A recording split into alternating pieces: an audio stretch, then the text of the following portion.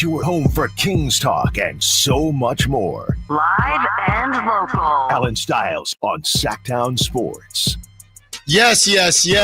Allen Stiles, Sacktown Sports, taking you up to 2 p.m. Kyle Ledbetter behind the glass for us today. Rocking with you.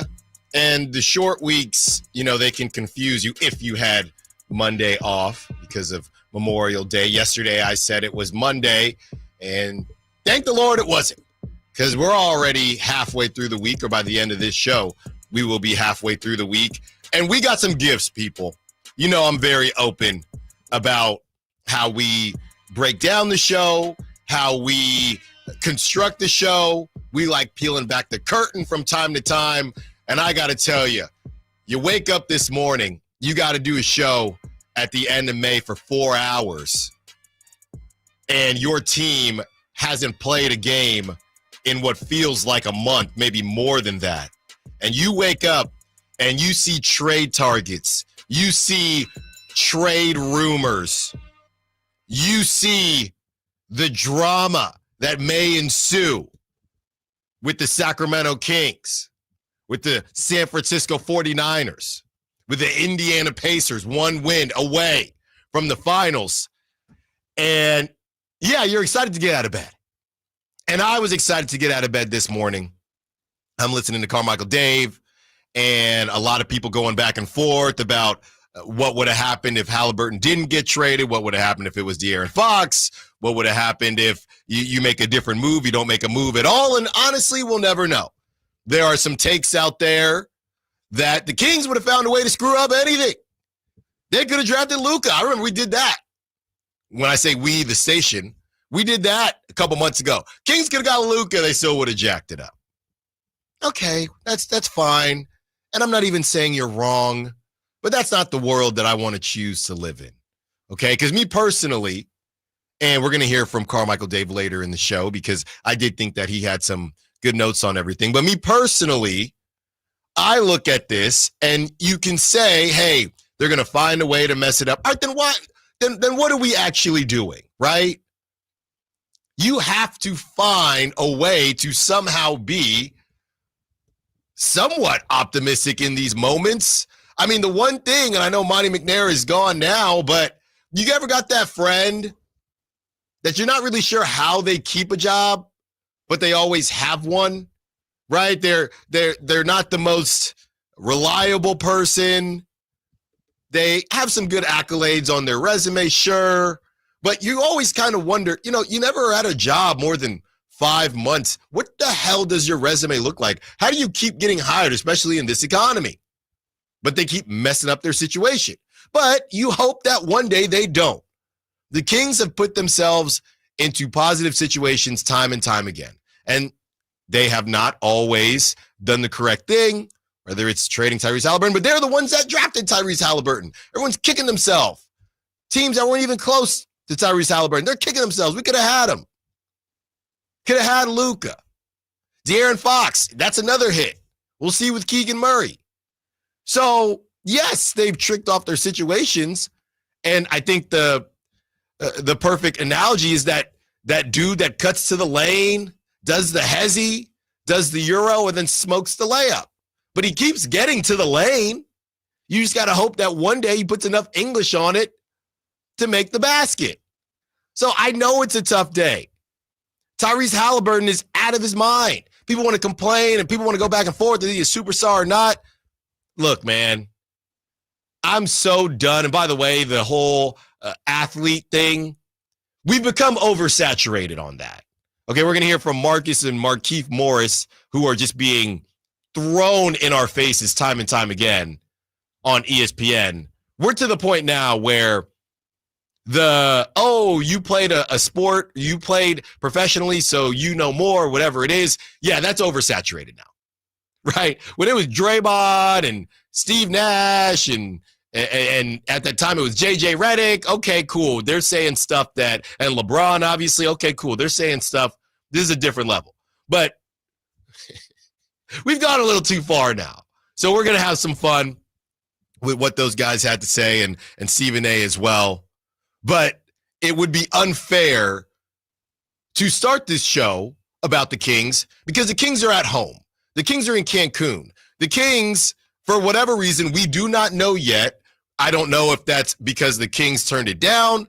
I don't know if that's because they weren't asked, because they are found to be a bit irrelevant and they do not have a first-round pick, even though they're going to take my guy, Grant Nelson, at 42, or they might move up because he is a unicorn, and we're going to get him. But they do not have a first-round pick, and they're not even in the California Classic. The California Classic. It's not the California Classic anymore, okay? There's no Clippers. There's no Kings. There are four teams. There are four teams in the California Classic. They have two. It's not the California Classic. It's the teams that people care about in California Classic, and then two random teams. Because the Spurs, I don't even know if Stephon Castle plays. He's Rookie of the Year. I don't know. Is he going to play? I don't know. I mean, it's probably Dylan Harper. Sure. But they got a top pick, just like Kyle said. The Heat, hey, man, y'all got somebody. Y'all got some lacrosse player from Notre Dame. Just get on in there, Miami Heat. Why Miami not? Heat just want reps. Yeah, just reps. They just want as many. They're probably playing in the Utah one, too. They just want reps. So the Kings can't even be a part of the California Classic. Maybe they turned it down. We don't know. We do not know. We're trying to figure that out, and we have some feelers out to hopefully get us some confirmation there. So it's easy to sit here and be upset about everything that's gone on. But they have put themselves in good positions time and time again. They just have not been able to convert. Well, they did 1 year. And then after that, they hurried through everything else. But Tyrese Haliburton doing things that we simply have not seen. The first player in NBA history to drop 30, 15, and 10 with zero turnovers. Zero turnovers. And outside of the zero turnovers, the only two guys that also did it in the playoffs, Oscar Robertson and Nikola Jokic. People thought, that hitch in his shot. Not sure how that's going to work. And, he said he talked to Sue Bird over the offseason. Hey, when should I look for my shot? When should I look to facilitate the basketball more? How can I get better? Right? And he's doing all these different things. He's overrated. He wears those ridiculous outfits. He thinks he's better than he is. It's funny to me how we pick and choose. And these are athletes, by the way, that voted him. I know there was only about 15 dudes, but 15 salty dudes. And they sat there, he's overrated. No, he's not overrated. You're just mad because he's got charisma. He's popular. And you either think that you should be more popular or one of your teammates is getting outshined. That's what this is. It was never about Tyrese Haliburton actually being overrated. It was about this guy is more popular than I am, and that annoys me. And instead of just hitting the gym and getting better, you're going to sit there and call somebody overrated. You sit there, and whether you're in sales, and my job is got some sales in it too at this point, but we get ratings, things like that. You could sit there and say, well, this station's overrated, right? Or you can go out there and say, no, I'm going to prove why we should be there as well. So it's easy to sit there and call something overrated. It's just lazy.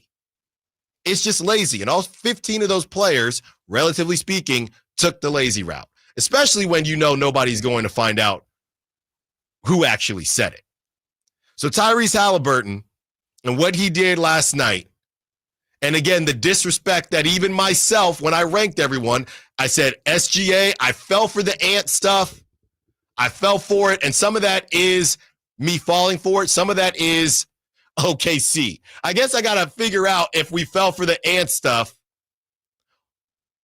based on how Tyrese Haliburton looks, assuming they get there and assuming the Thunder get there. Let's see how Tyrese Haliburton looks against the Thunder. Before I start saying we crowned Anthony Edwards too early, let's see how Tyrese Haliburton looks against that. And I think Tyrese Haliburton, I think that offense is better than the Timberwolves, but I got to see what Tyrese Haliburton looks like with Caruso and everybody just Lou Dort, Wiggins, just hounding him all day long. So I'm actually not going to do the thing and say, we've been underrating Tyrese Haliburton. I'm actually going to give Kyle some kudos to say that on paper, Mikal Bridges, Josh Hart, OG Anunoby, those are three dogs defensively. But their cohesiveness as a defense hasn't been there all season. And in spurts, they figured it out. 1v1. OG had a crazy one-on-one matchup. But Tyrese Haliburton has been able to figure that out. Jay Williams said he's a manipulator of the defense. Will he be able to manipulate OKC? Assuming they get there. They're not done. We've seen 3-1s blown before in conference finals. So they're not done. And obviously the Timberwolves, I think they're done, but we never know. Maybe we've seen Oklahoma City blow 3-1. We've seen Oklahoma City. So assuming they get there, I am not going to do the we crown Ant too early thing until I see Tyrese Haliburton against the Thunder. It's tough because I know we're going to have the superstar conversation with Tyrese, but doesn't the fact that he is the best player on a team that makes it to the NBA Finals anoint him as superstar? I would have to put him, yes, I would have to put him over Ant. I'd have to. I mean, have to. That doesn't mean it's going to stay. I always use your boy, Devin Booker, right? At that time, when he was in the finals, he was a superstar. Yeah. I don't know how that label comes and goes. I think there are newer superstars and grandfathered in superstars. Is Devin Booker a superstar right now? I guess. Well, right, because he went to a finals. The part that's tough is that this new generation is still up and coming, right? So at one point we thought it was going to be Ja Morant, and then we thought it was going to be Zion. Again, I would argue he was Ja Morant for 2 seasons. But he was a child at that point. I'm saying that these guys are about to take the league from Jokic and Giannis and Embiid and Devin Booker, if you want to toss him in there, and Anthony Davis, right? Right. These young guys are about to take the league and enter their primes. By next year, I think we're going to have a pretty solid idea of who the 4 to 5 guys are, and it's starting to look pretty clear. Tyrese Haliburton is going to be one of them. Might not be the biggest markets, but I would argue that NBA fans just shouldn't care about that. Just enjoy the basketball. And when we return, does losing Haliburton hurt more or less than the whole Luka situation? We also discussed whether or not Tyrese Haliburton is a top 10 player. When we return, I'll give you a quick breakdown of everything we got.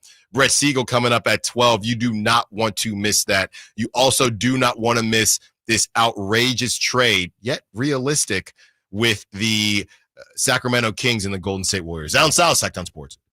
I remember as if it were yesterday. I reached down to move a nightstand and was astonished at the weight of the piece. Hi, this is Frank LaRosa with a word about Naturewood Home Furnishings. At that moment, I instantly recognized the difference between Naturewood's quality furniture that will last a lifetime versus lesser quality furniture found elsewhere. Now, I suppose there's a huge difference in what you'd put in your first apartment and what you would live with in the comfort of your own home. Right now, Naturewood Home Furnishings Made in USA sale is a great time to fill your home with solid, superior quality furniture to reflect your own love for life. With brands like Sam Moore, Stanton, Stickley, Hilltop Hickory, Simply Amish, and many more, Naturewood Home Furnishings has tables, chairs, couches, and, yes, nightstands, and more at their Made in USA sale.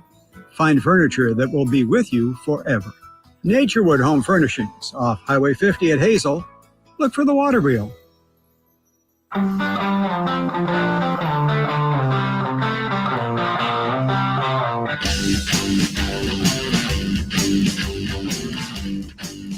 Allen Stiles. Watch the show on youtube.com/Sacktown Sports 1140.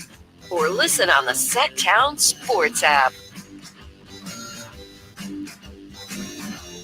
You could have had Luka, but you did have Tyrese. And kids these days, my father called me this morning.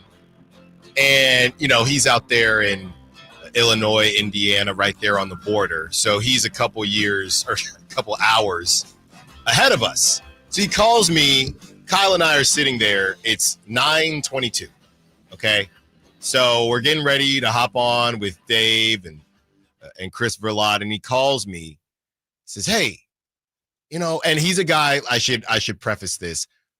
He will show up for the fun of games. He grew up in Chicago, Bulls fan, but he does not follow basketball, right? He half follows because he knows what my job is. So this is just, I lay this out because this is the very, very surface level fan. So he calls me this morning and he goes, hey, you got work today? Yeah. Well, why wouldn't I have work today? Right.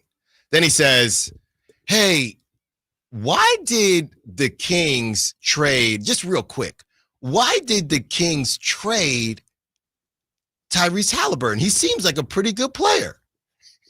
I'm telling Kyle this after I said, Dad, I don't have enough time to break all this down for you, but long story short, they thought that Domantas Sabonis would make them better, and at the time, I think it did. And now you have this situation. And I think a lot of people now are still finding out, obviously, like I said, the very casual fan, oh, the Kings had him too? Wow. Now there's a lot more that goes into it. 2 point guards, would it have worked? And we've been on and on about it for years now. But I don't think there's any question that it hurts more than Luka because Luka was never in the jersey. You don't see kids running around with Luka jerseys on because Haliburton was in Sacramento. In Sacramento. His jersey used to be on that wall right there. Used to be on that wall. And he's gone now. And it stings, and we'll get to what Carmichael Dave had to say. And it stings because you're always going to wonder. Luka, you could wonder, but we've talked about, if he didn't get enough help and, you just paired up Luka with LeBron and they lost in the first round. So there's something there. What did Nico know? We joke about that. But Tyrese Haliburton was here.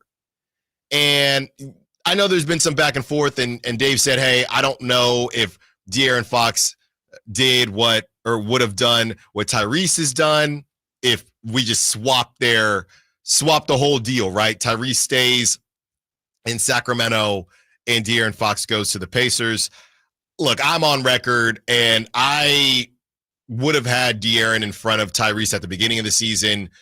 I just don't know, and I'm really not trying to be, and I know Dave has said a lot of people are forgetting what De'Aaron Fox can do, what De'Aaron Fox is. We get that. I've watched a good bit, maybe not as much De'Aaron Fox as the hardcore, the hardest of hardcore Sacramento fans, but me personally, I've never seen De'Aaron Fox do stuff like that. I know, and I guess Beam Team would be that season. So I don't know if I'm going to sit here and say, and Dave didn't either. He just said, I just think that they'd be better than the Sacramento Kings, which, to be fair, is a low bar. We also talked about the fact, I think it matters. Kyle, you don't think it matters as much, but I've joked and said, aren't the Kings the Pacers or a level of pacery if they're in the Eastern Conference? Yeah. I mean, I don't think you change your vision based on what conference you play in. No, I'm not saying you do. I'm just saying luck of the draw. If Tyrese has to stay in the West, right, and has to stay in the Kings organization, and De'Aaron gets to go to the East, De'Aaron gets the good breaks that Tyrese got, and I guess I'm arguing against myself now. Sure, I think it's possible. I just still think that Tyrese is a better player. Well, it goes in cycles, right? Sometimes the East, well, more often than not, the East is the weaker conference. But in 2023, the West was the weaker conference, and the Sacramento Kings were 1 game away from the conference finals. Yeah. And yes, they would have beaten the Lakers in the next round. I promise you they would have beaten the Lakers. So to that same point, like, everyone bags on Indiana for an easy conference finals run last year. And the Kings almost had one of those in 2023. That both of their trajectories were very similar until this season, or I guess I should say until the Kings fired Mike Brown, because the Pacers had a really rough start to this season. Up until that point, the trajectories of both franchises were very similar after the Sabonis and Haliburton trade. And just because Tyrese is now one game away from the NBA Finals doesn't make me think we shouldn't forget the fact that everyone was saying it was the most even trade in NBA history up until the Kings fired Mike Brown and traded De'Aaron Fox. I don't know. It depends on who you ask. There were a lot, and the problem is people like to hate on the Kings. So there were people out there that were hating on that trade from day one.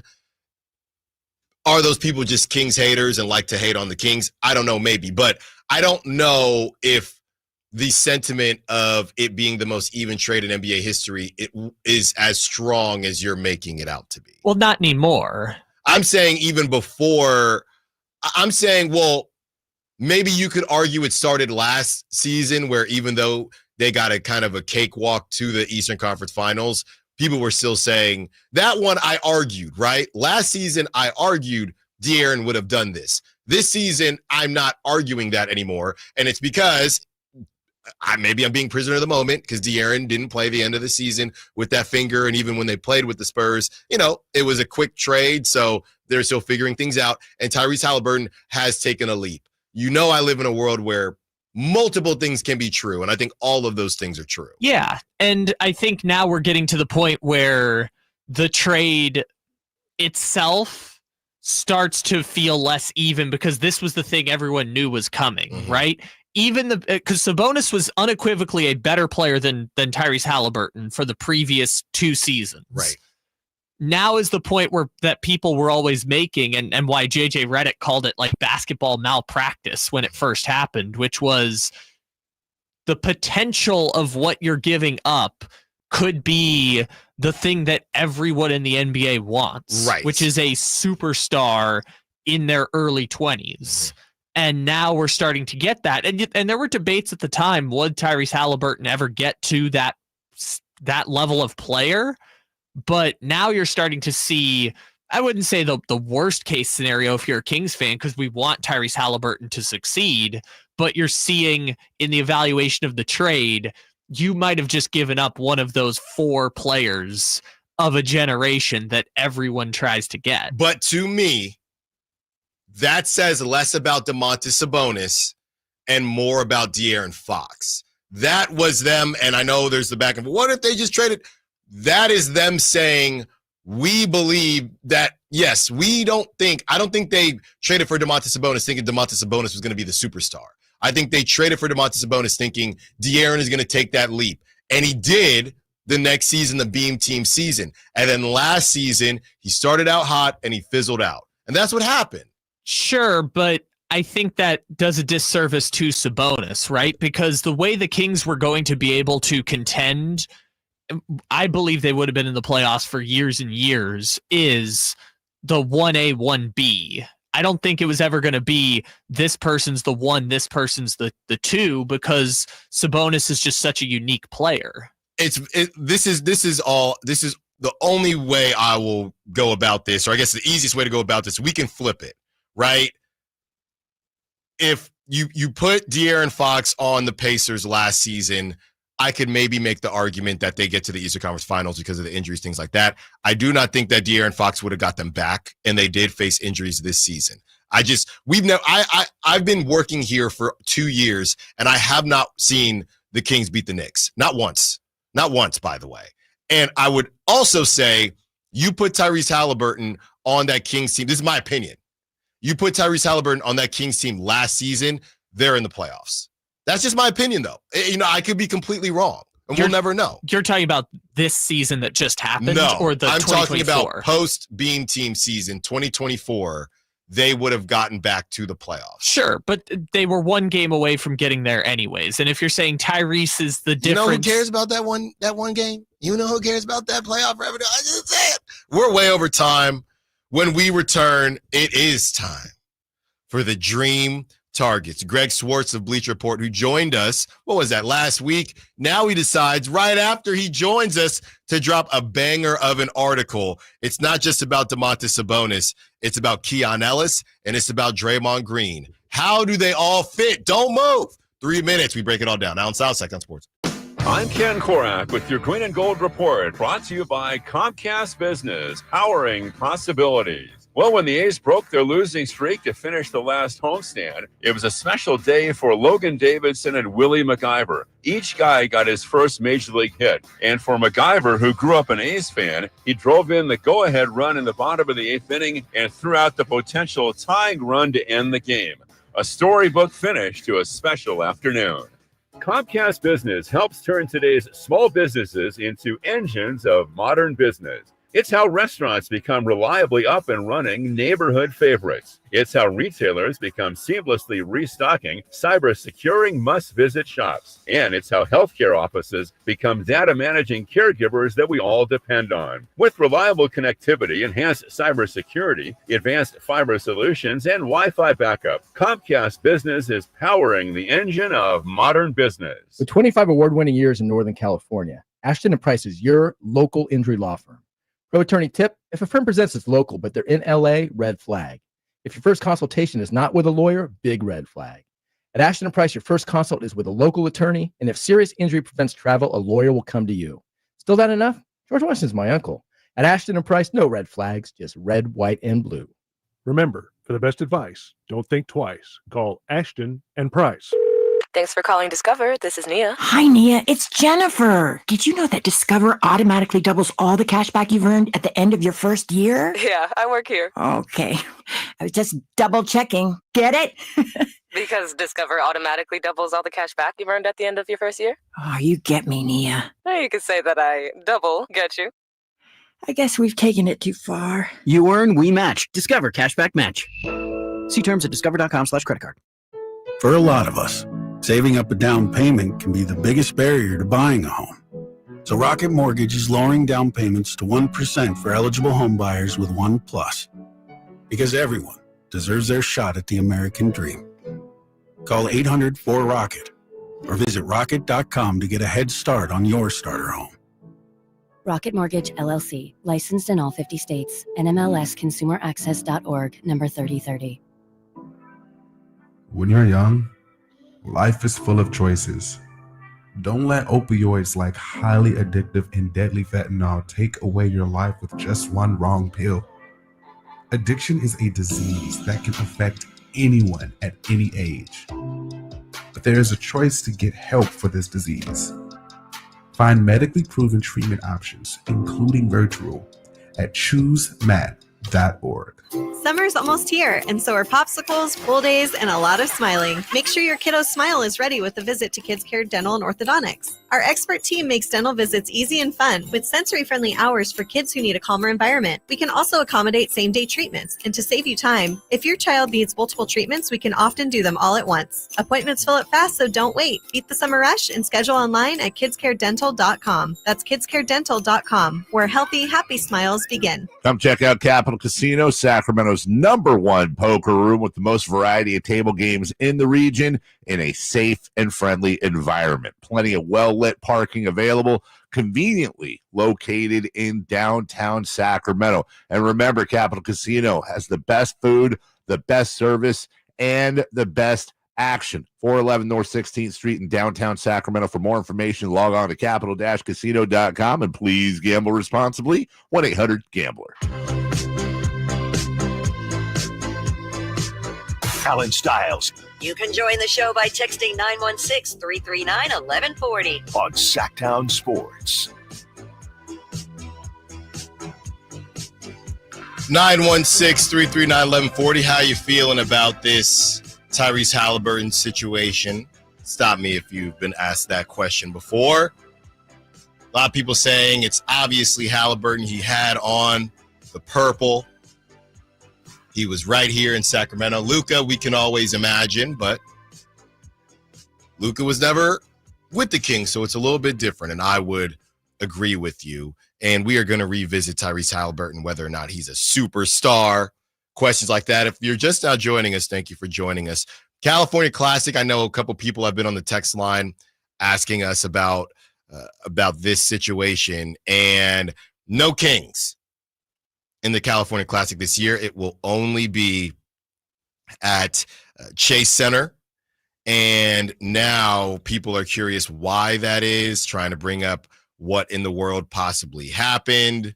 And we do not know yet. We do not know if the Kings were not asked, and we do not know if they decided to not participate for whatever reason. We do know that they don't have a first-round pick. And a lot of times this is kind of a showcase for your younger guys. There's a reason the Kings won the G League championship, and that's because they got some vets on that G League squad. They aren't the springiest of chickens on that G League squad out there in Stockton. You're saying Jake Elmore isn't one of the great prospects of the NBA? You know, so I don't know if that has anything to do with it or not. And congrats to them.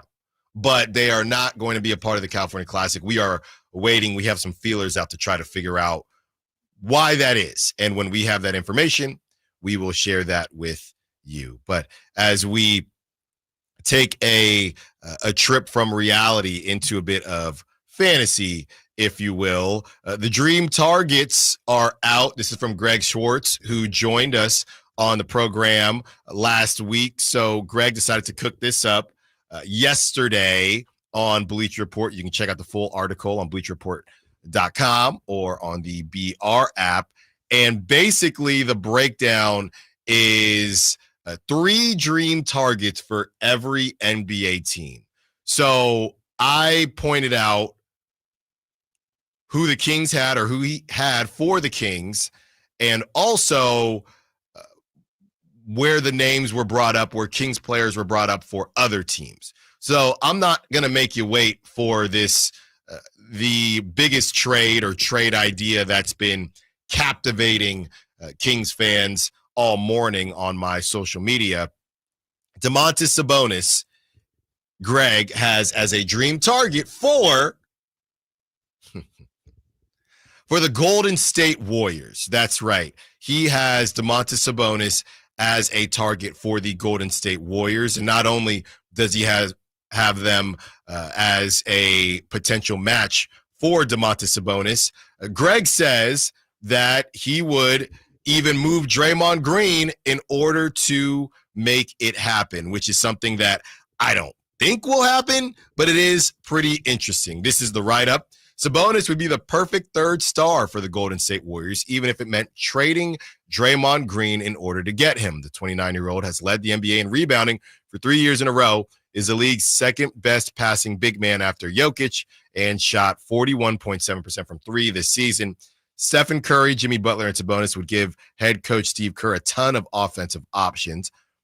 And the other two that he had for the Warriors, Derek White and Kobe White, the asking price for Derek White may be more than what the Warriors want to pay, and Kobe White will be entering the final year of his contract. If Chicago has any hesitations about paying him, the Warriors should check in on his availability as well. But this focus is on Domantas Sabonis. Who says no? Let's just play the game here. Kyle and I cooked this up, and obviously it's tough because Jonathan Kuminga, we don't know what he's going to go for, but Domantas Sabonis making $47 million. You have Draymond Green and his contract sitting at $25.8 million for 2 more years.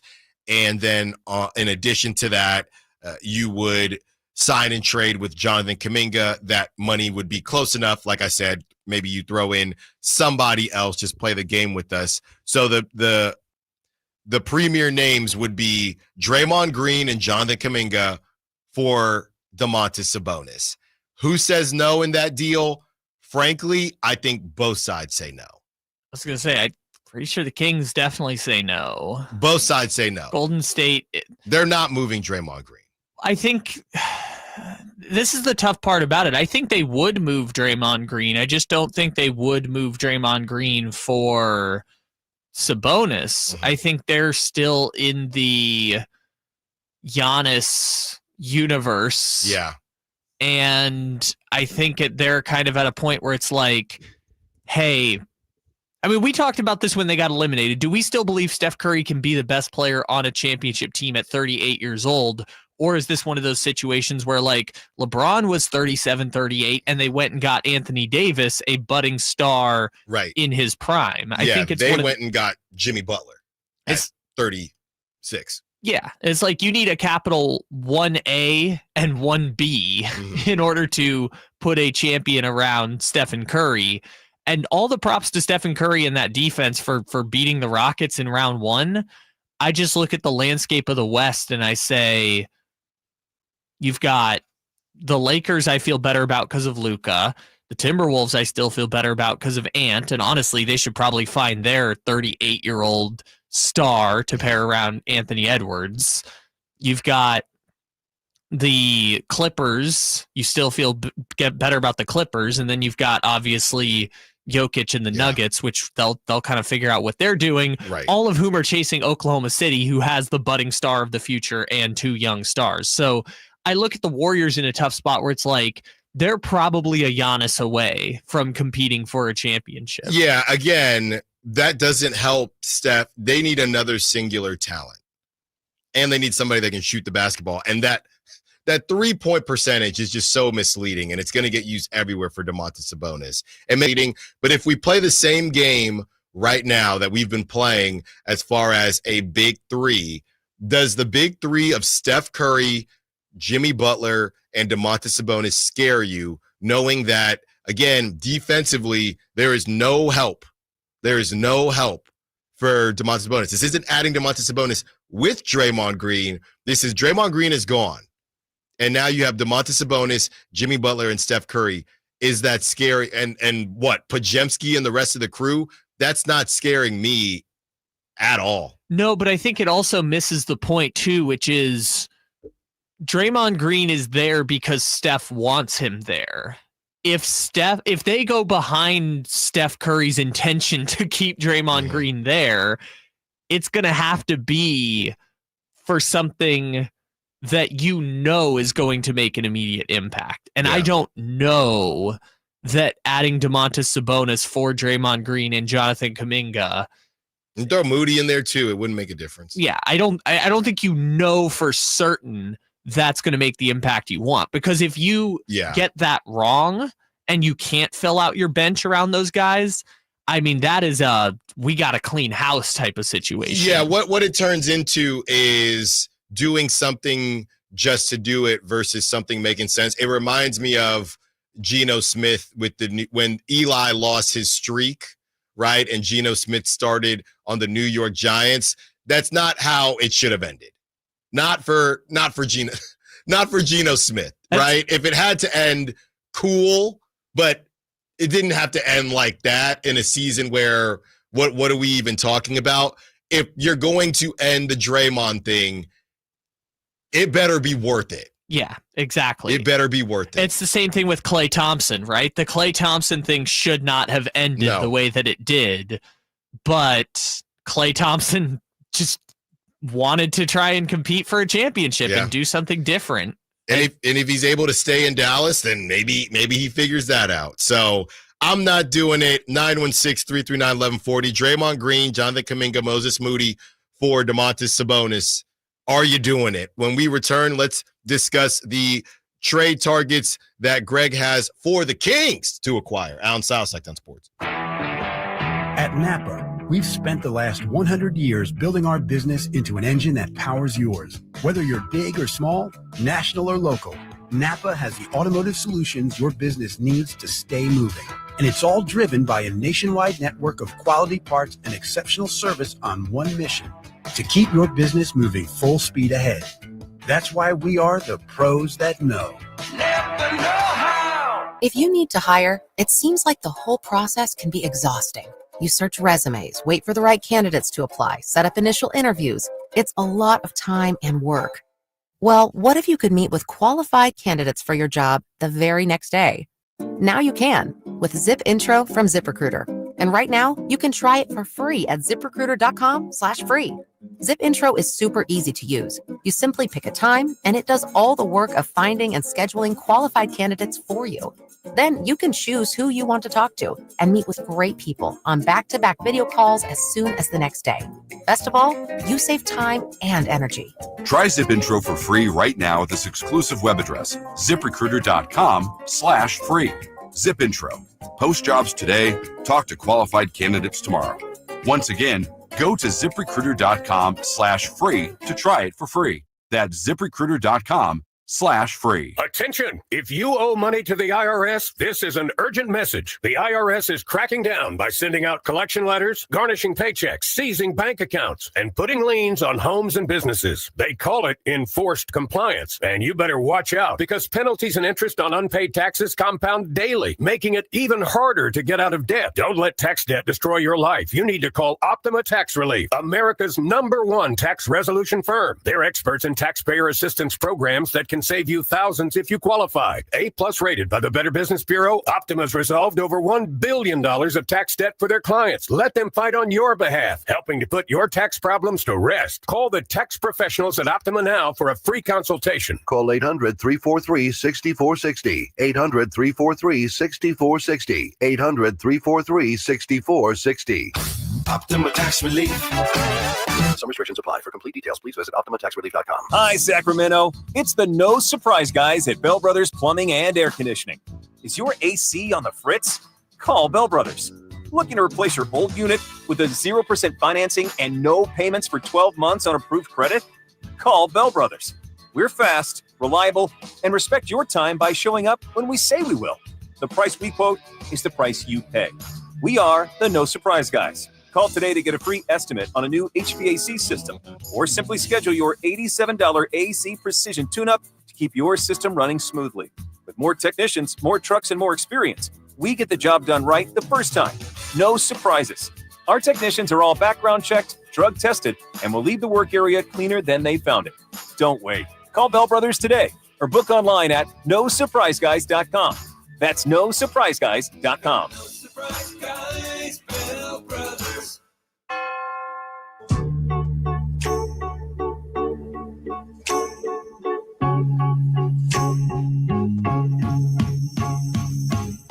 Live and local. It's Allen Stiles On Sacktown Sports.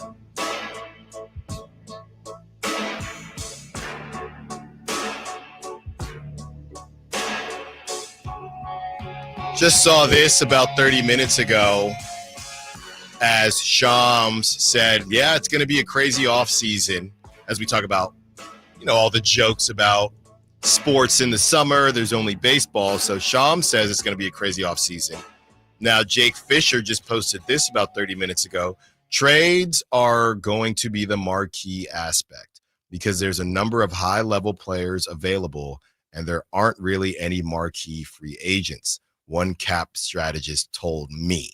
That is from Jake Fisher. So out of all the off seasons where we've gone back and forth on different trades and none of this is going to happen, seems like, yeah, some of this is going to happen. I don't know how much, but I feel like this off season, what it reads to me is that you're going to get the end of certain trilogies, and I just say that because that's normally the last movie, right? Return of the Jedi, if you will.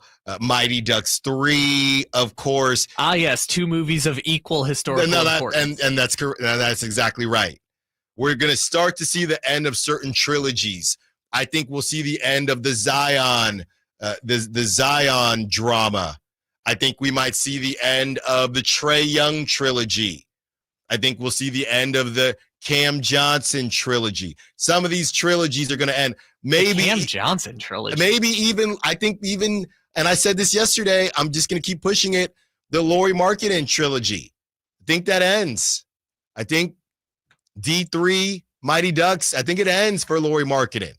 So what's interesting is that I assume all these moves are because we're headed towards the new CBA with new rules essentially about like tax aprons, new rules about what happens to sign free agents, mid-level exceptions.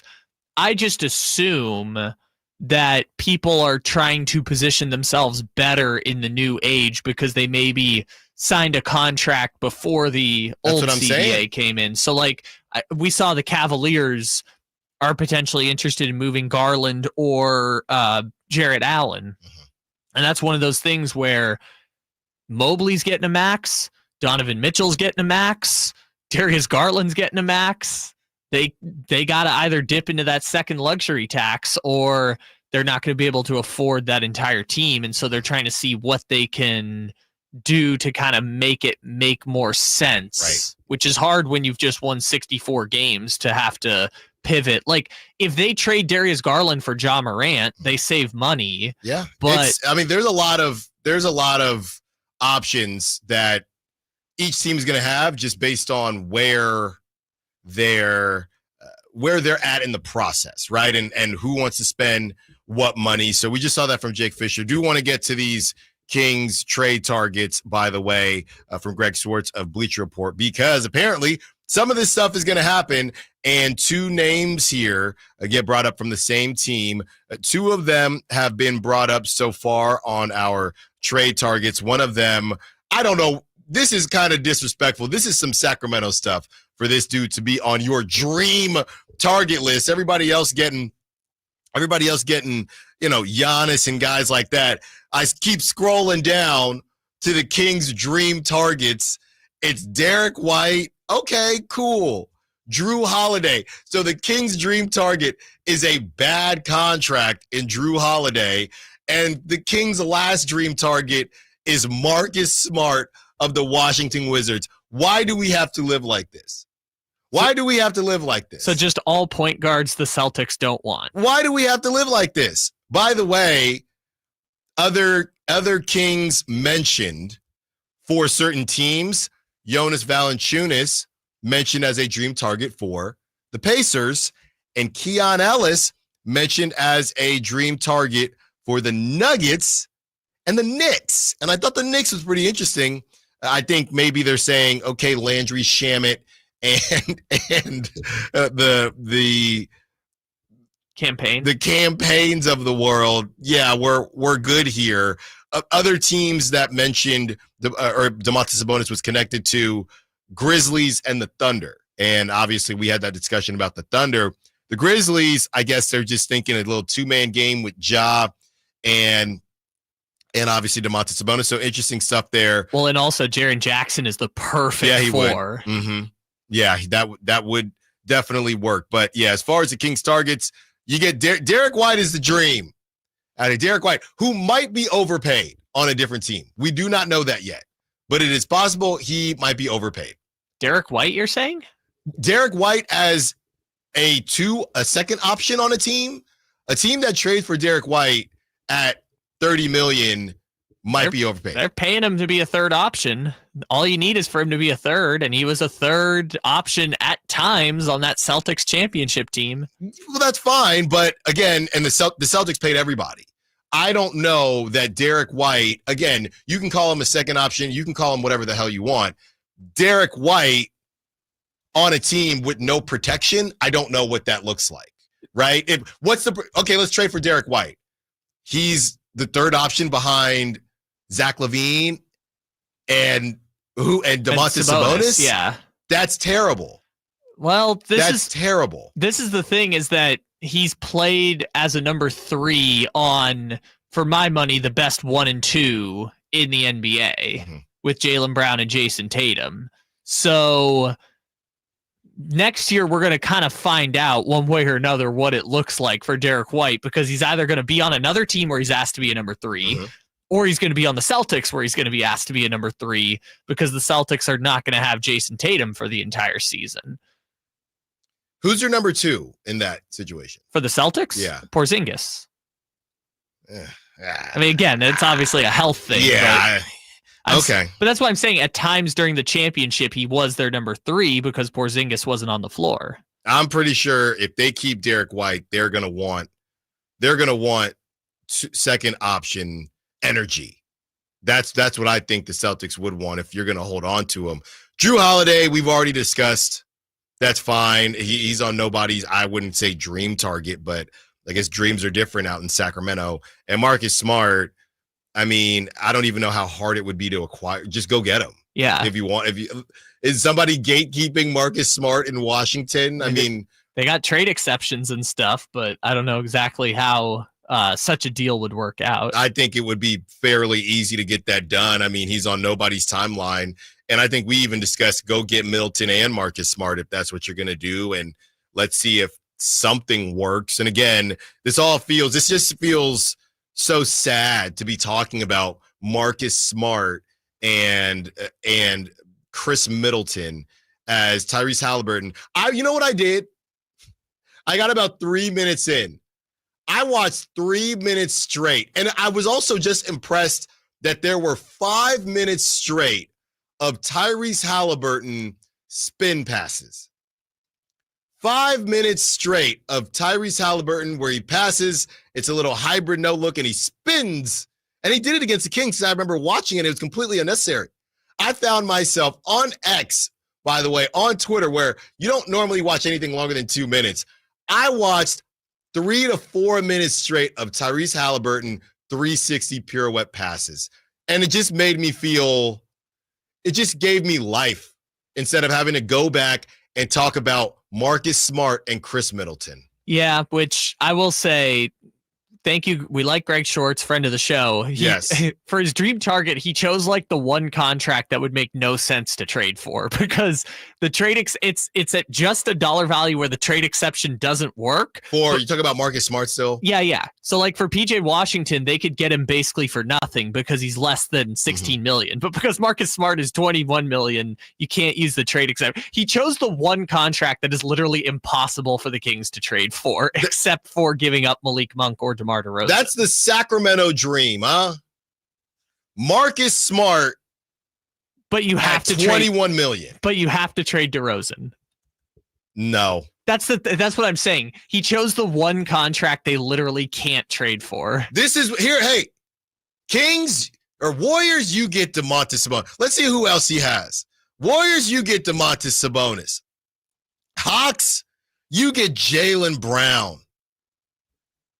Boston Celtics, he literally just has financial relief for the Boston Celtics. That's one of the dream targets, just financial relief. They should toss Keon Ellis in there, because what does Keon Ellis give you? A ton of financial relief. Charlotte Hornets, well, like I said, he's on a couple lists. Charlotte Hornets, you get Trey Murphy. That's your dream. Here's another dream.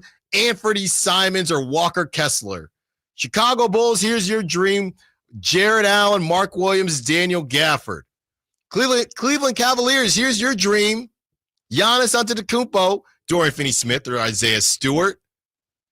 Beef stew. Dallas Mavericks, here's your dream. Kevin Durant, Anthony Simons or Derek White. Sacramento Kings, what's your dream? A 31-year-old Marcus Smart for $21 million. Why are we forced to live like this? Why? Why? Isn't that a bad contract or no? Well, it's only 1 year, so it doesn't matter. But it's what they would do. Again, we've talked about this before. They get Marcus Smart. Sorry, you have to say it like you're from Boston. No, that's just your thing. Yeah, because he is Marcus Smart. Marcus Smart and Chris Middleton would come if they wanted to dump Zach LaVine's contract. That's the scenario where they end up with one of those guys, is if they say, hey, we're just going to take 1 year deals, complete financial flexibility. We're going to have $60 million in cap space and make a run for Luka. I don't know. That's the only situation I think that they would trade for Marcus Smart and have it make any sense. I can't believe he chose like the one contract that is so hard for the Kings to make a trade for. It's a dream. It's called a dream for a reason, but no disrespect. That kind of sounds like a nightmare to me. On the other side, I haven't even done my hints yet. So caught up with Tyrese Haliburton, and you got Domantas Sabonis on the Warriors and Draymond Green on the Kings. So real quick, our hint. He didn't even play 30 games this past season. He is a 3-and-D guy, okay? Wing. 3-and-D wing. He plays on a Western Conference team that had too many wings. All right, 3-and-D guy, 3-and-D wing, didn't even play 30 games this season, and he's on one of the only teams that suffered from too many wings, and they got rid of one, by the way. All right, that's too many hints. We'll break down who it is when we return. Now on South Sacktown Sports. Carmichael Dave here for my good friends at American Energy. As a native Sacramentan, I can tell you, not that you need to know, that it might be nice right now, but turn the corner and oh my God, it's so hot. Yeah, summer is coming. And my friends at American Energy want to make sure you are dialed with your AC unit. So how about this? Half off tune-up right now. It's a special going on, just $24.50 to get your air conditioner tuned up. A free diagnostic. And oh, by the way, if you need a new AC unit, up to $3,500 in rebates on qualifying system installations. That's right. They've been serving the greater Sacramento area since 1981. A+ with the Better Business Bureau. Give them a call, 916-520-9990. That's 916-520-9990. Here's the song. Call 916-520-9990 now. The Memorial Day Race to Savings is on. Get the best deals of the season at Folsom Lake Honda, your one-stop Honda shop. Looking to own or lease? During the Memorial Day Race to Savings, drive a brand new Accord or Civic. Visit us today at FolsomLakeHonda.com, your one-stop Honda shop. As a family-owned and operated dealership since 2009, customer service is our #1 priority. Our customers love doing business with us, and you will too. Folsom Lake Honda, yeah, your one-stop Honda shop. Water. It's more than just a word. It's morning routines, backyard memories, and everything in between. At Roseville Environmental Utilities, we're not just managing water, we're protecting it. Smart planning, conservation, innovation. We make every drop count for today and tomorrow. Let's keep the promise together. Find out how you can help at roseville.ca.us/water promise. Roseville Environmental Utilities. Water. It's not just a word. It's our promise. If your passion is bass fishing, only one radio show has the action, information, and excitement of your favorite outdoor sport. Ultimate Bass, hosted by Tournament Bass Pro and California Outdoor Hall of Famer Kip Brown, takes you live to where the fish are biting every Saturday morning. Only Ultimate Bass feeds your passion with the latest news, products, tips, and advice from the pros. Ultimate Bass with Kip Brown, Saturday mornings at 5 a.m. on Sacktown Sports 1140, part of SEP's Saturday Morning Outdoors. KHD1 Sacramento, KYMX HD3 Sacramento. From the Power Business Technology Toshiba Studios. This is Sacktown Sports 1140.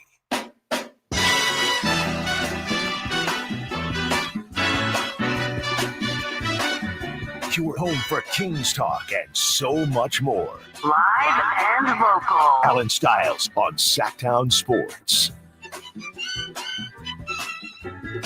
Couple right answers for our trade target, our trade candidate of the day on the text line from the 916. We're about to get into that, but we have more on. We need a name for it.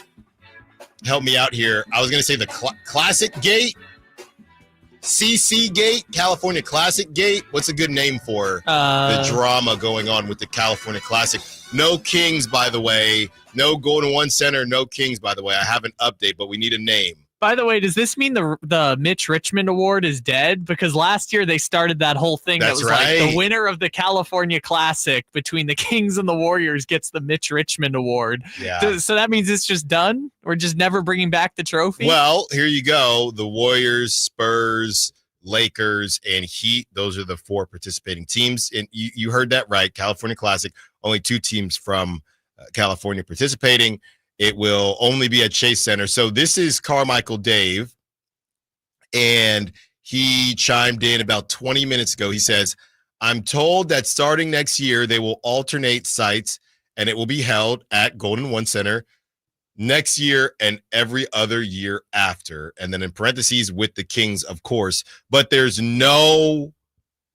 still don't know why they're not participating this season. That's what we're also trying to figure out. So we know now that they are going to start alternating the sites, and next season, Dave is reporting that it will be Golden One Center. What we do not know, at least not yet, still, why the Kings aren't participating at all this season. That's what we don't know. Yeah. I mean, last year was strange because they kind of did the half and half thing. But, right, which I don't think they're going to do anymore. Yeah, but didn't they used to do alternating sites? Because wasn't the famous video of the guy saying we're going to get 40 wins this year? That was in Chase Center at the California Classic. So I guess this has only started since the Chase Center's come around, which I guess is only 4 years now if you exclude the pandemic years. So we will continue to monitor that situation. But right now, it's time to get into our Kings trade candidate of the day, everyone's favorite segment on the show. And we have some guesses. Some are correct, some are incorrect. Somebody said Jared Vanderbilt. That's wrong. You know I don't want Vando on this team. That was a good guess. It's a good guess. It's a good guess. 3-and-D wing, too many. If you know wings. me, I do not want Jared Vanderbilt on this team. Who I would want and injured. So that was a great guess. That was in the Sack chat, by the way. That was from Chicken Greasy, but it is not Vando because it is Herb Jones. Herb Jones on the Pelicans, who only played 20 games this past season, sitting at 10.3 points per game, 3.9 rebounds per game, 3.3 assists per game. He shot it at 43.6% from the field, 30.6% from three, 82% from free throw. He was drafted in the second round, the 35th overall pick in 2021. And he is a guy, another lefty, so you know I love the lefties. He goes 6'8", so he can guard the 3 and the 4. He's somebody that really has been mostly a corner guy. I look at him as a kind of a Jaden McDaniels type before Jaden McDaniels kind of took another leap offensively. Yes, they have Trey Murphy. I look at the combination of Trey Murphy and Herb Jones the same way I look at the combination of Jaden McDaniels and Nickeil Alexander-Walker. The Timberwolves might lose Nickeil Alexander-Walker. We will talk about him probably later in the week maybe. But that's how I look at this, more of a tandem versus I don't know how often they're going to play together. Trey Murphy is somebody that I think they feel like can be a dude, whereas Herb Jones is somebody that is just a solid piece and the last guy you want to leave open with the shot clock running down because he's been locking up your dude, and then he hits a corner 3 in your eye. So that's how I kind of see Herb Jones. He is 26 years old. He will be 27 in October. And when you read off what I just read off, of course, you're thinking, Allen, I don't really know what the huge appeal is there. And I understand what you're saying.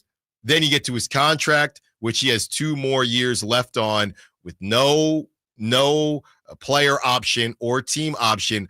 Herb Jones next season, it was a labrum, which does scare me because now I have labrum PTSD between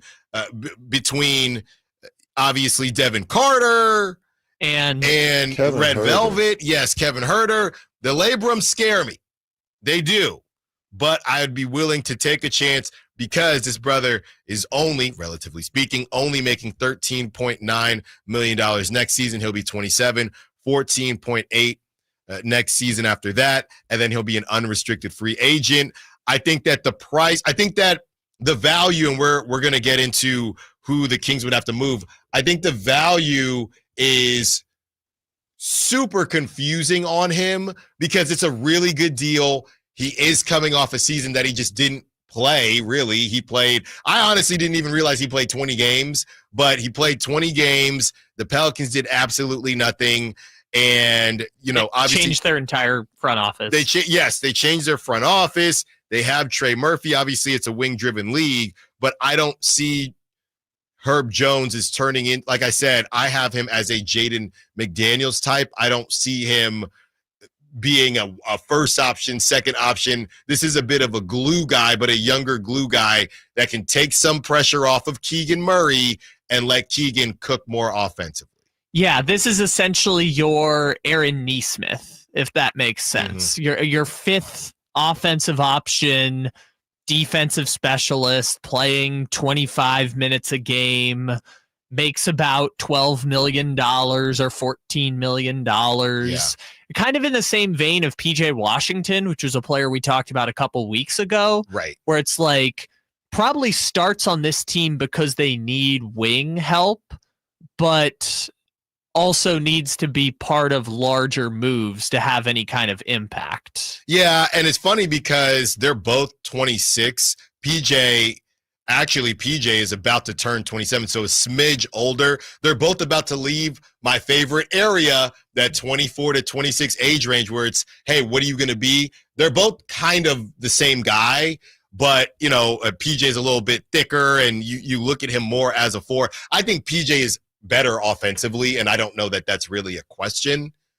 I don't think I've watched it. I haven't grinded the tape enough on Herb Jones' offense to give you an accurate assessment of it. I just saw PJ Washington go from Charlotte, where he was essentially a backup, to Dallas, where at times he was the third best player on a team that made it to the championship. Exactly. They went to the finals. So I like Herb Jones. I like his contract. He's one of those guys where we're pretty sure we know what he is. I don't know that there is a huge question mark. I don't know that I'm putting him in the found money or second draft category the same way we would put some of those other guys that we've mentioned before. The RJ Barretts of the world, a little bit younger, and you're wondering, hey, okay, could you be a second option, or third, something like that? I don't think that's what we're doing with Herb Jones. I think you're getting Herb Jones as a rotation. You're Aaron, not the same exact position, but you're Aaron Gordon's of the world, guys like that. You see if Keegan can focus more on offense. You give Zach LaVine some relief as well, so he can do his thing offensively. You would still need a point guard, of course, but and like I said, we'll get to some of the moves because you might have a point guard coming along with one Herb Jones. So I like it. If PJ ends up, I would probably put PJ over Herb Jones. I think it's close, but like I said, I like PJ more. I like Herb better defensively. I like PJ better offensively. Yeah, Herb Jones is essentially a more polished Jake LaRavia. Exactly. Yes, a little smidge, I think a smidge bigger. And but also just better defensively. Yes. I mean, Herb Jones was all defensive team level good. Not last year, but the year before he tore his labrum. And again, who knows if he'll get back to that point, but labrums, man. You're talking about an all NBA defender 2 years ago. Yeah. And like I said, Brett Siegel is going to join us at 12 o'clock. So in a little less than an hour, at the top of the hour. Brett had this to say about Herb Jones. Rival teams are once again pinpointing Herb Jones as a high-level offseason target from the New Orleans Pelicans, sources said. David Griffin, who was a huge fan of Jones' two-way potential, is no longer running things in NOLA. As Joe Dumars has inherited a roster, he will need to make decisions about starting with which players to have around Zion Williamson. Jones is currently rehabbing from a labrum tear in his right shoulder. Right shoulder, he's lefty though. Yet a lot of uncertainty surrounds his future with the Pelicans under Dumars' leadership. Go get him. Oh, let's go get the guy. You know how with some of these trade candidates, we've been talking about connections. Herb Jones has played with a member of the Sacramento Kings before because he was college teammates for one season with. I really just be chilling for real. Wow. And I think now that you say that, I think there was a question when Keon was being interviewed thinking, dang, you guys must have been ridiculous defensively at Alabama. And basically Keon said, well, at that time, I wasn't as focused on defense as I am now. But now you look at a rotation of Herb Jones and Keon, and that would be crazy. That would be crazy. Somebody on the text line saying, love this guy, let's get him depending on the price. Yeah, that becomes a question because he is a bargain. Now, he just came off of a season where he only played 20 games, and he's still rehabbing, mind you. But we understand that it's not going to be cheap. 916 says, Herb Jones is 6'6", easy with that 6'8" stuff. You sit next to him? You sit next to him, 916? That's what we doing? Look, I'm a believer. As somebody who loved the media guide was my friend, I'm believing the highest option possible. I do not care. We don't do he's this in shoes and this flat-footed and this with socks on and this with Dr. Scholl's on. I don't care about none of that. If I find something that says he's 6'8", well, damn it, he's 6'8". What you got, Kyle? That Alabama team had lottery pick Joshua Primo, Herb Jones, Keon Ellis. That was a pretty good Alabama team. Went 16-2 in the SEC that year. Anyways, I would say Herb Jones, it's a tough conversation to have because it's essentially it's filling the need of a 3-and-D wing, but depending on what you have to give up, is there room to go get a premium point guard, right? Because what it does is balance out the roster. Let's say they're able to bring back LaRavia on the 1-year deal, and LaRavia can come off the bench, and him and Herb Jones are just alternating minutes, right? You've now solved your length problem, and now you need to figure out, first of all, at what cost? Did you have to break up the Malik, DeMar DeRozan, Zach LaVine trio to make it happen? Or do you now have to then address the point guard position in some other respect? And if that's the case, is that point guard going to be your number 3 scoring option? Or is Keegan Murray going to make the leap to be your number 3 or number 2 scoring option? Those are questions they have to ask themselves in conjunction with potentially trading draft capital for Herb Jones. 2 trades that we will discuss when we return. One of them, you lose a young talent from the Kings. The other, bleep them picks. Allen Stiles, Sacktown Sports. Still getting around to that fix on your car? You got this. On eBay, you'll find millions of parts guaranteed to fit. Doesn't matter if it's a major engine repair or your first time swapping your windshield wipers. eBay has that part you need, ready to click perfectly into place for changes big and small, loud or quiet. Find all the parts you need at prices you'll love, guaranteed to fit every time. But you already know that. eBay. Things, people, love. Eligible items only. Exclusions apply. Ready to order? Yes. We're earning unlimited 3% cash back on dining and entertainment with the Capital One Saver card. So let's just get one of everything. Everything? Fire everything. The Capital One Saver card is at table 27 and they're earning unlimited 3% cash back. Yes, chef! This is so nice. Had a feeling you'd want 3% cash back on dessert. Ooh, tiramisu. Earn unlimited 3% cash back on dining and entertainment with the Capital One Saver card. Capital One, what's in your wallet? Terms apply. See CapitalOne.com for details.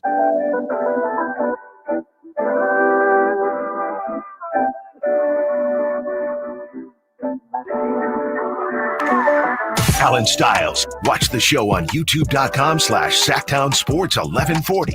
Or listen on the Sacktown Sports app. Trade target of the day.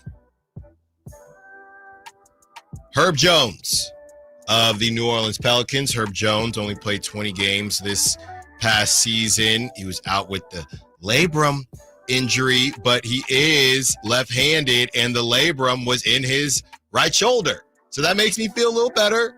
At least a little bit. A little bit better. He might be able to shoot. That's right. 10, let's just look at his career because he only played 20 games. 10 points per game, 3.8 rebounds per game, 2.5 assists per game, 47% from the field, 36% from 3, 82% from free throw, which obviously those numbers are better. He's not an offensive guy. He can knock the 3-ball down for you, and that's what you like to see. He was 5th in Defensive Player of the Year voting. That was in 2023-2024. He scored 11 points per game in that season, and he shot 41% from 3, 3.6 attempts per game. So that was the season they went 6-0 against the Kings. Yes, it was. And that he played 76 games. So not sure how much we're going to get a cheaper price tag because of this past season, because besides that, he played 78 games, 66 games, 76 games. So it's not as if he has been injury prone. He just had to handle this labrum situation because feels like everybody's got to handle a labrum situation nowadays. All right, Kyle, let's hear the 2 potential trades for one Herb. I'm assuming his full name is, Herbert Jones. We still making Herberts? How many Herberts are there out there? Well, Herb is kind of a double entendre because Herb, you can Urban Dictionary what Herb means, but Herb and Herb, it's kind of funny. You don't meet a lot of Herbs who are also Herbs. Or if you're cooking, once or twice I've called him Herb Jones. Jones. Herb and spices. That's right. Which one would be spice? If the Kings are doing herbs and spices, it might be the person we have to trade to get him. That's true. All right, let's get on into it. Who is making their way to New Orleans in the first deal? Kyle? So in the first deal, it's the Kings kind of like reshuffling the cards a little bit. It's not, there's no draft compensation involved, but you're just kind of like balancing out the roster in a way that they didn't at the trade deadline. So you would be getting Herb Jones and Grand Theft Alvarado. I know one of your favorite players. That's right. Jose Alvarado. Those found money. What did we conclude the found money, king of the last 2 seasons? He's up there. It's him and Keon Ellis and Scottie Pippen Jr. Yeah, he is up there. So who we giving up? We would get Herb Jones and Jose Alvarado for Devin Carter.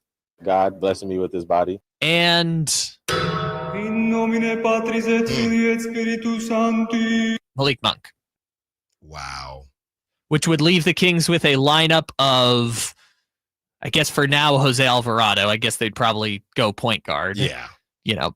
Jose Alvarado, Zach LaVine, DeMar DeRozan, Keegan Murray, Domantas Sabonis, and then coming off the bench, you would have Herb Jones and Jake LaRavia. Maybe, yeah. And obviously Keon Ellis, who we didn't put in the starting lineup, but again, they would have to kind of figure some things out there before they made the lineup official. I'm also feeling like it's going to be hard for them to play Keon Ellis and Herb Jones in the starting lineup with LaVine, Keegan, and Sabonis, because then there would still not be a point guard. Right. And I don't think that Jose Alvarado is a starting point guard in this league. I think he's a hell of a backup point guard. I would probably do it, but again, we find ourselves just coming back to that random point guard on the free agent in the free agent market.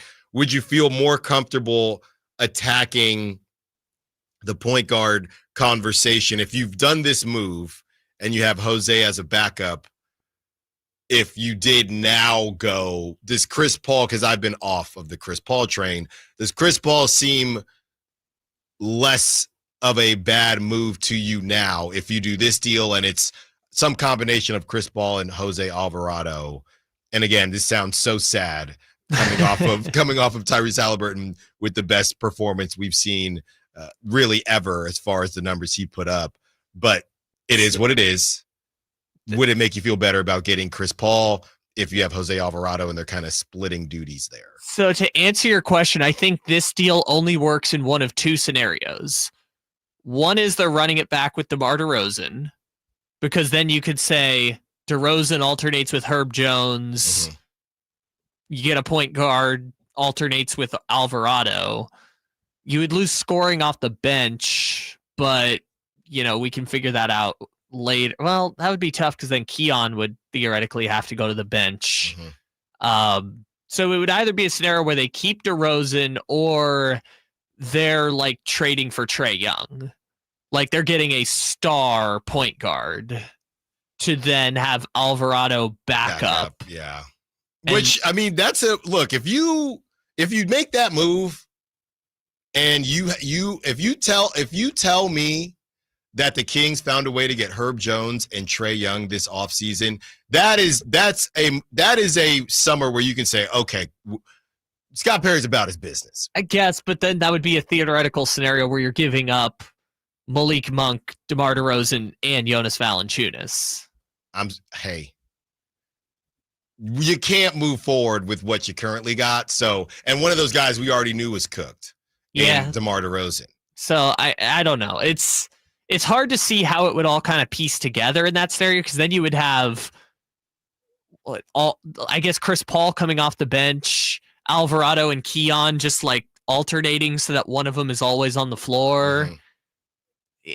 Again, there would have to be some other moves to make it make sense. But you're essentially trading, if we're saying Herb Jones is coming off the bench in this scenario, then you're trading the Pelicans' 2 best bench players for the Kings' 2 best bench players. And I guess you could say it makes a little bit more sense for both sides because the Pelicans get scoring off the bench. That's what I'm saying. And the Kings get defense off the bench. What's the second deal?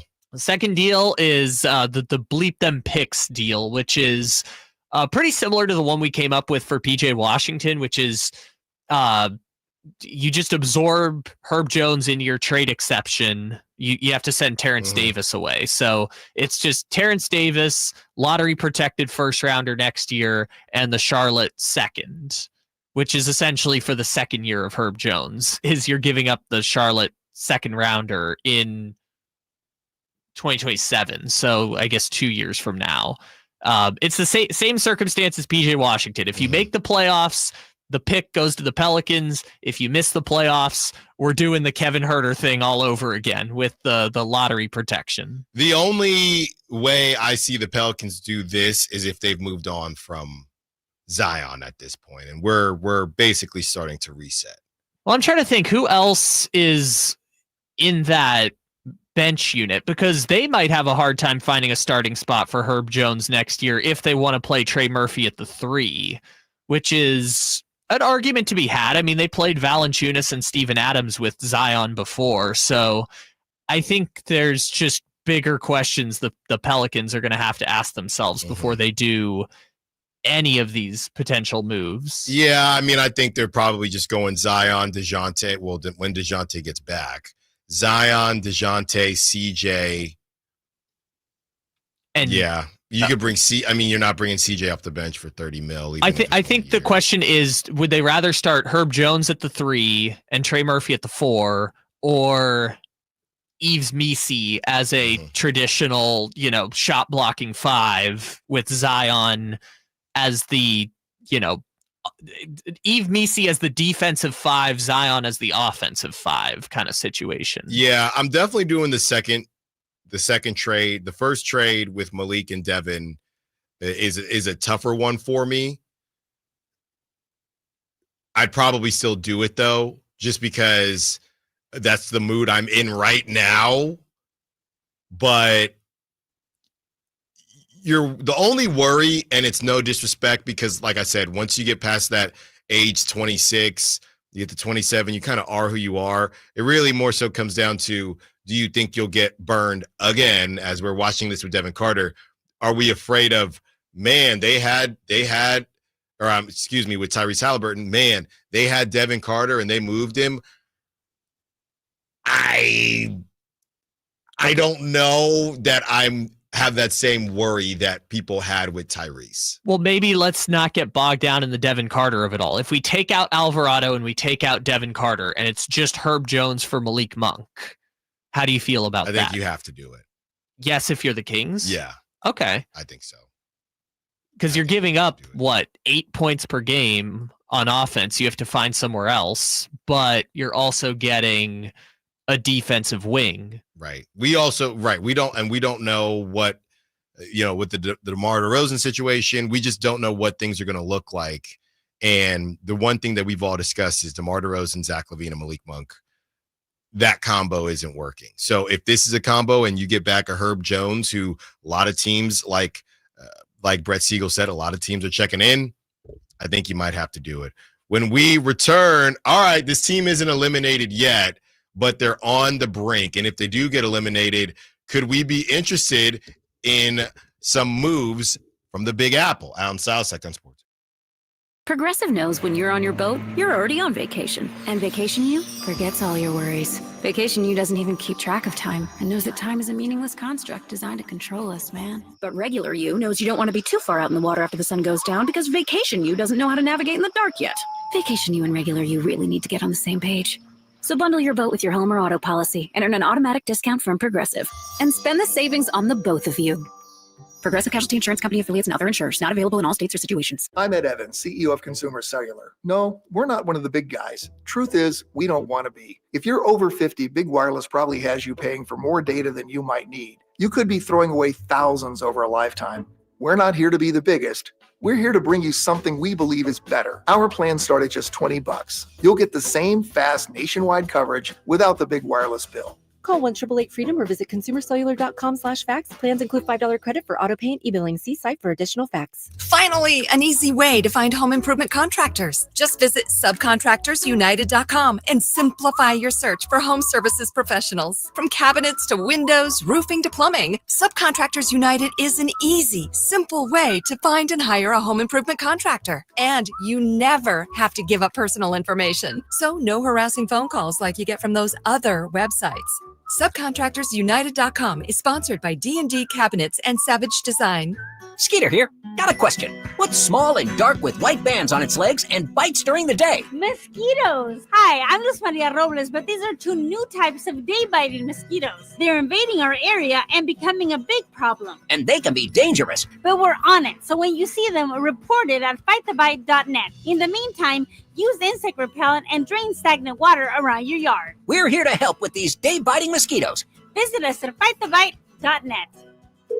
Thanks for calling Discover. This is Nia. Hi, Nia. It's Jennifer. Did you know that Discover automatically doubles all the cash back you've earned at the end of your first year? Yeah, I work here. Okay. I was just double checking. Get it? Because Discover automatically doubles all the cash back you've earned at the end of your first year? Oh, you get me, Nia. You could say that I double get you. I guess we've taken it too far. You earn, we match. Discover Cashback Match. See terms at discover.com/creditcard. For a lot of us, saving up a down payment can be the biggest barrier to buying a home. So Rocket Mortgage is lowering down payments to 1% for eligible home buyers with One Plus. Because everyone deserves their shot at the American dream. Call 800-4ROCKET or visit rocket.com to get a head start on your starter home. Rocket Mortgage, LLC. Licensed in all 50 states. NMLSConsumerAccess.org, number 3030. Carmichael Dave here for my good friends at American Energy. As a native Sacramentan, I can tell you, not that you need to know, that it might be nice right now, but turn the corner. Oh my God, it's so hot. Yeah, you know summer is coming. And my friends at American Energy want to make sure you are dialed with your AC unit. So how about this half off tune-up right now? It's a special going on, just $24.50 to get your air conditioner tuned up. A free diagnostic. And oh, by the way, if you need a new AC unit, up to $3,500 in rebates on qualifying system installations. That's right. They've been serving the greater Sacramento area since 1981. A+ with the Better Business Bureau. Give them a call, 916-520-9990. That's 916-520-9990. Here's the song. Call 916-520-9990 now.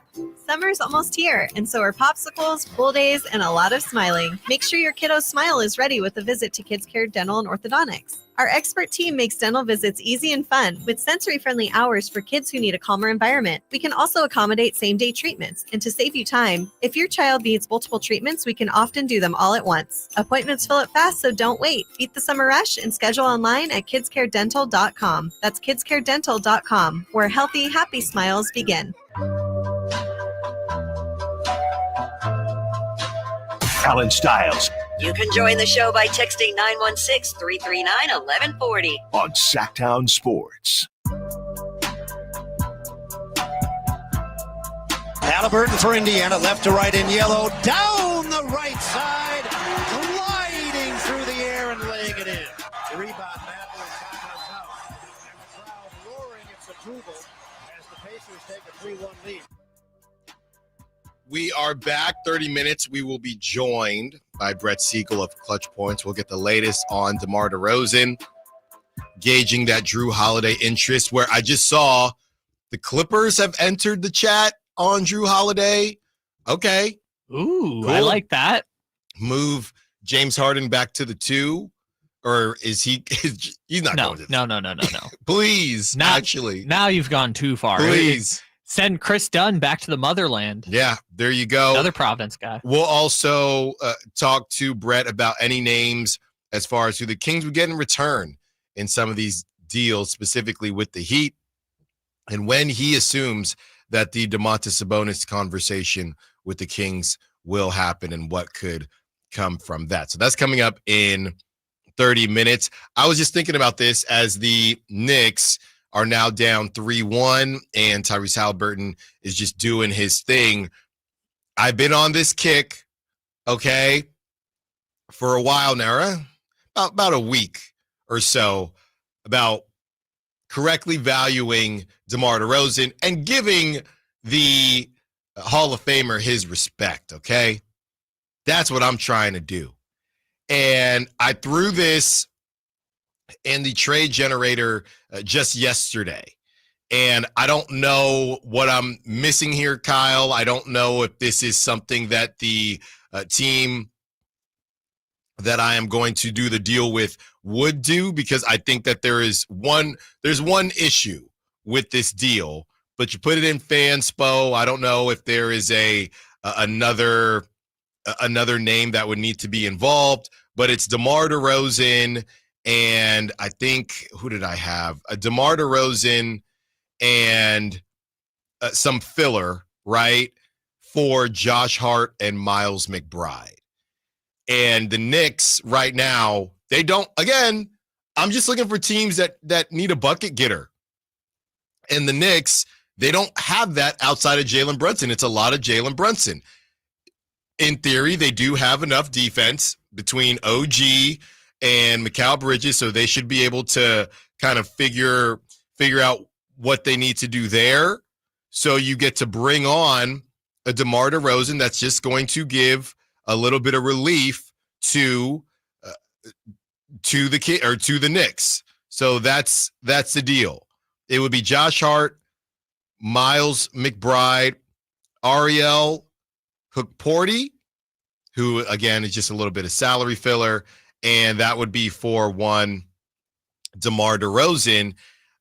Am I crazy here, Kyle? Am I now doing too much when it comes to trying to correctly value DeMar DeRozan? Because I look at a lot of these teams and it's just they're becoming one note.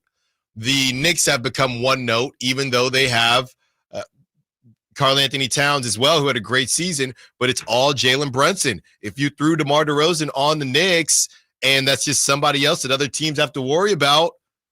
And obviously on the other side, Miles McBride is a point guard. They call him a secondary ball handler, but Miles McBride is a point guard who can shoot the basketball. The Knicks are really high on him, so I honestly think that might be the reason that they would say no to this, or would be worried about saying yes to this. And you blow up the Villanova crew and get Josh Hart, who's making $20 million a year. He gives you that dog, right? And it's funny because he's only 6'4", but he plays much bigger than that. I think it makes sense for both teams. I'm just trying to figure out, am I missing something? And the only thing that I worry about is how high. Every time you watch the Knicks, the broadcast talks about how high they are on Miles McBride. But, maybe that's something that they'd be willing to move past, because you're thinking, hey, we got to go now, and this is kind of our time to strike. Let's think about next season with no Jason Tatum. Hey, let's go get somebody that can close for us along with Jalen Brunson. Or Jalen Brunson can still be the closer, but we need somebody else to score the basketball. So here's the 2 points where I think the logic falls apart a little bit. It's not like, oh, this is stupid or ridiculous, because it's not. But where the logic falls apart is, one, the Knicks are already a bad defensive team. I know they have defensive pieces, but they're a bad defensive team. So if you trade for DeMar DeRozan, you're leaning all the way into, we're just going to suck at defense. But you can maybe it could make more sense. I think there's a little bit of overlap. I think they have good team defenders. Yeah. They're not lacking. The Kings are lacking defensive talent. The Knicks don't lack defensive talent. They just didn't defend well this season. I would make the argument they would be if they got rid of Josh Hart, because then the only person you're looking at and saying is a quote-unquote defensive, quote-unquote elite defender is OG Anunoby. Mikal Bridges is also considered a top defender. He was statistically one of their worst defense. Like, it's him and Brunson were their two worst defenders this year. Like, Mikal Bridges, I know they gave up 6 picks for him, and we think of him as that like lengthy player. He's bad at defense. I cannot emphasize enough. He is a bad defender. At least he was last season for the Knicks. Yeah, he was last season. And he wasn't even that great of a defender on the Nets. Who's a better defender, Keegan Murray or Mikal Bridges? Keegan Murray, without question. I don't think it's without question. I'm trying to emphasize he was a again, I don't want to do the LeBron, D LeBron, C LeBron, G LeBron. He, according to defensive LeBron, it's him, Campaign, and Jalen Brunson are the worst defenders on that team. You can't have a bad season trying to get used to how you're going to defend. You can't be worse. You can't be like worst on the team level bad. Okay. So that's your first part. Yes. The second part is rational basketball people can make the case Josh Hart is a better player than DeMar DeRozan right now.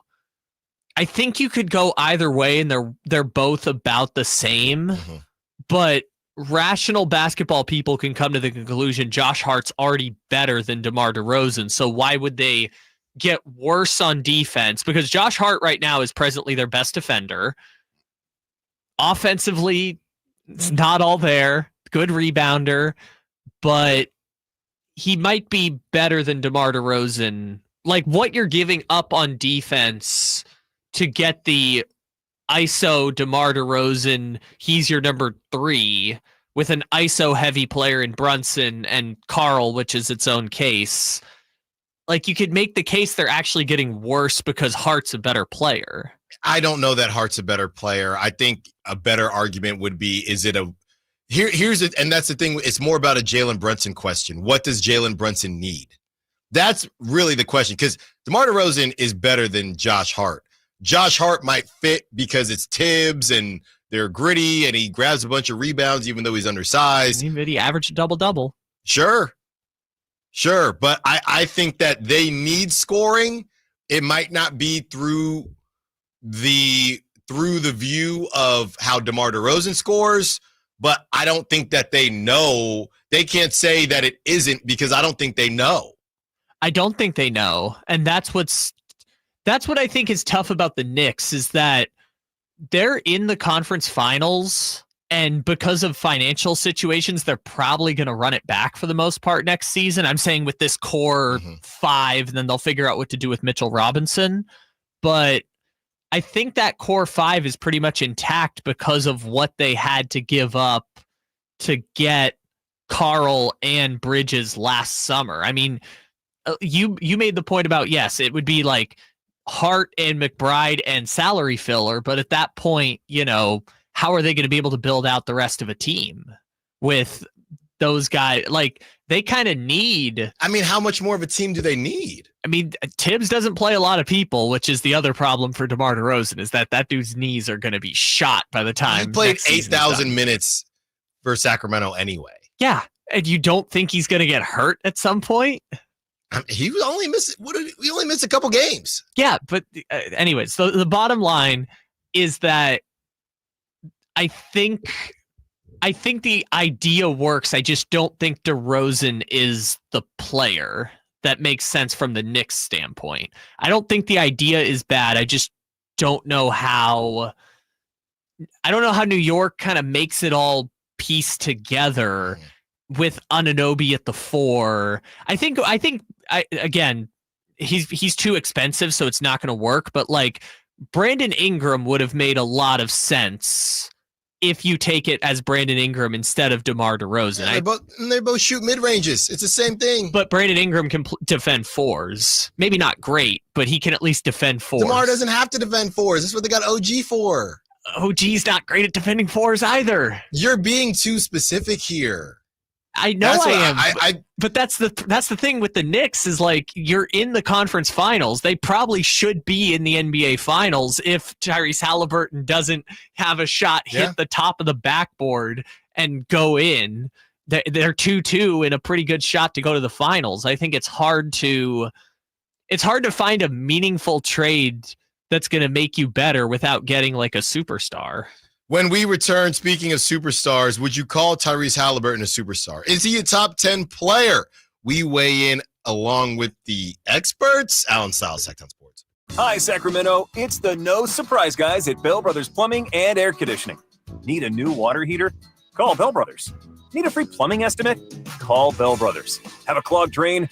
Call Bell Brothers and we'll unclog it for only $67, plus free camera inspection, valued at $250. We don't guess at plumbing and drain problems. We used advanced camera inspections and diagnostics. We're fast, reliable, and respect your time by showing up when we say we will. The price we quote is the price you pay. With more technicians, more trucks, and more experience, we get the job done right the first time. No surprises. Our technicians are all background checked, drug tested, and will leave the work area cleaner than they found it. Don't wait. Call Bell Brothers today or book online at nosurpriseguys.com. That's nosurpriseguys.com.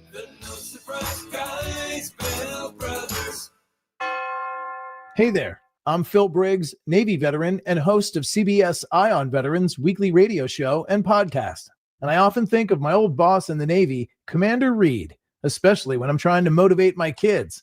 Now I know how he must have felt trying to motivate me. This Military Appreciation Month, Navy Federal Credit Union wants to celebrate those who go above and beyond for us every day. Learn more at NavyFederal.org/celebrate. Navy Federal is insured by NCUA. I'm Sia, and I support Humane World for Animals. Together, we have created a new version of Peter Gabriel's beautiful song, Salisbury Hill, to celebrate Humane World for Animals and everything they do. Enjoy the song and join us in helping Humane World for Animals end animal cruelty. Grab your things, I want to take you.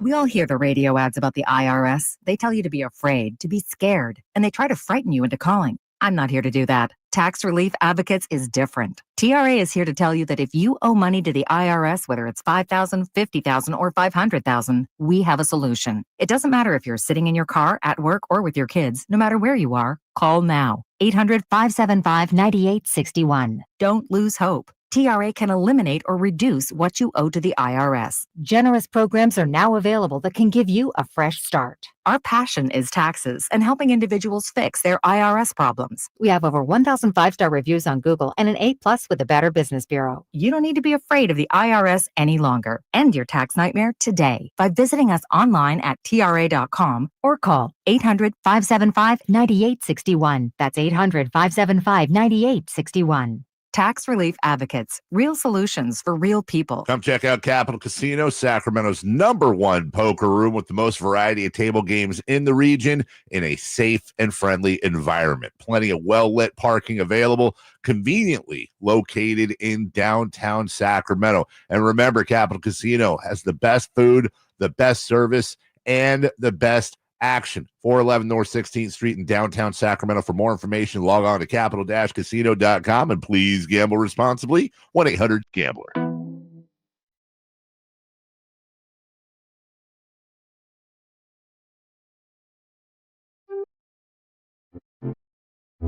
Live and local It's Allen Stiles on Sacktown Sports.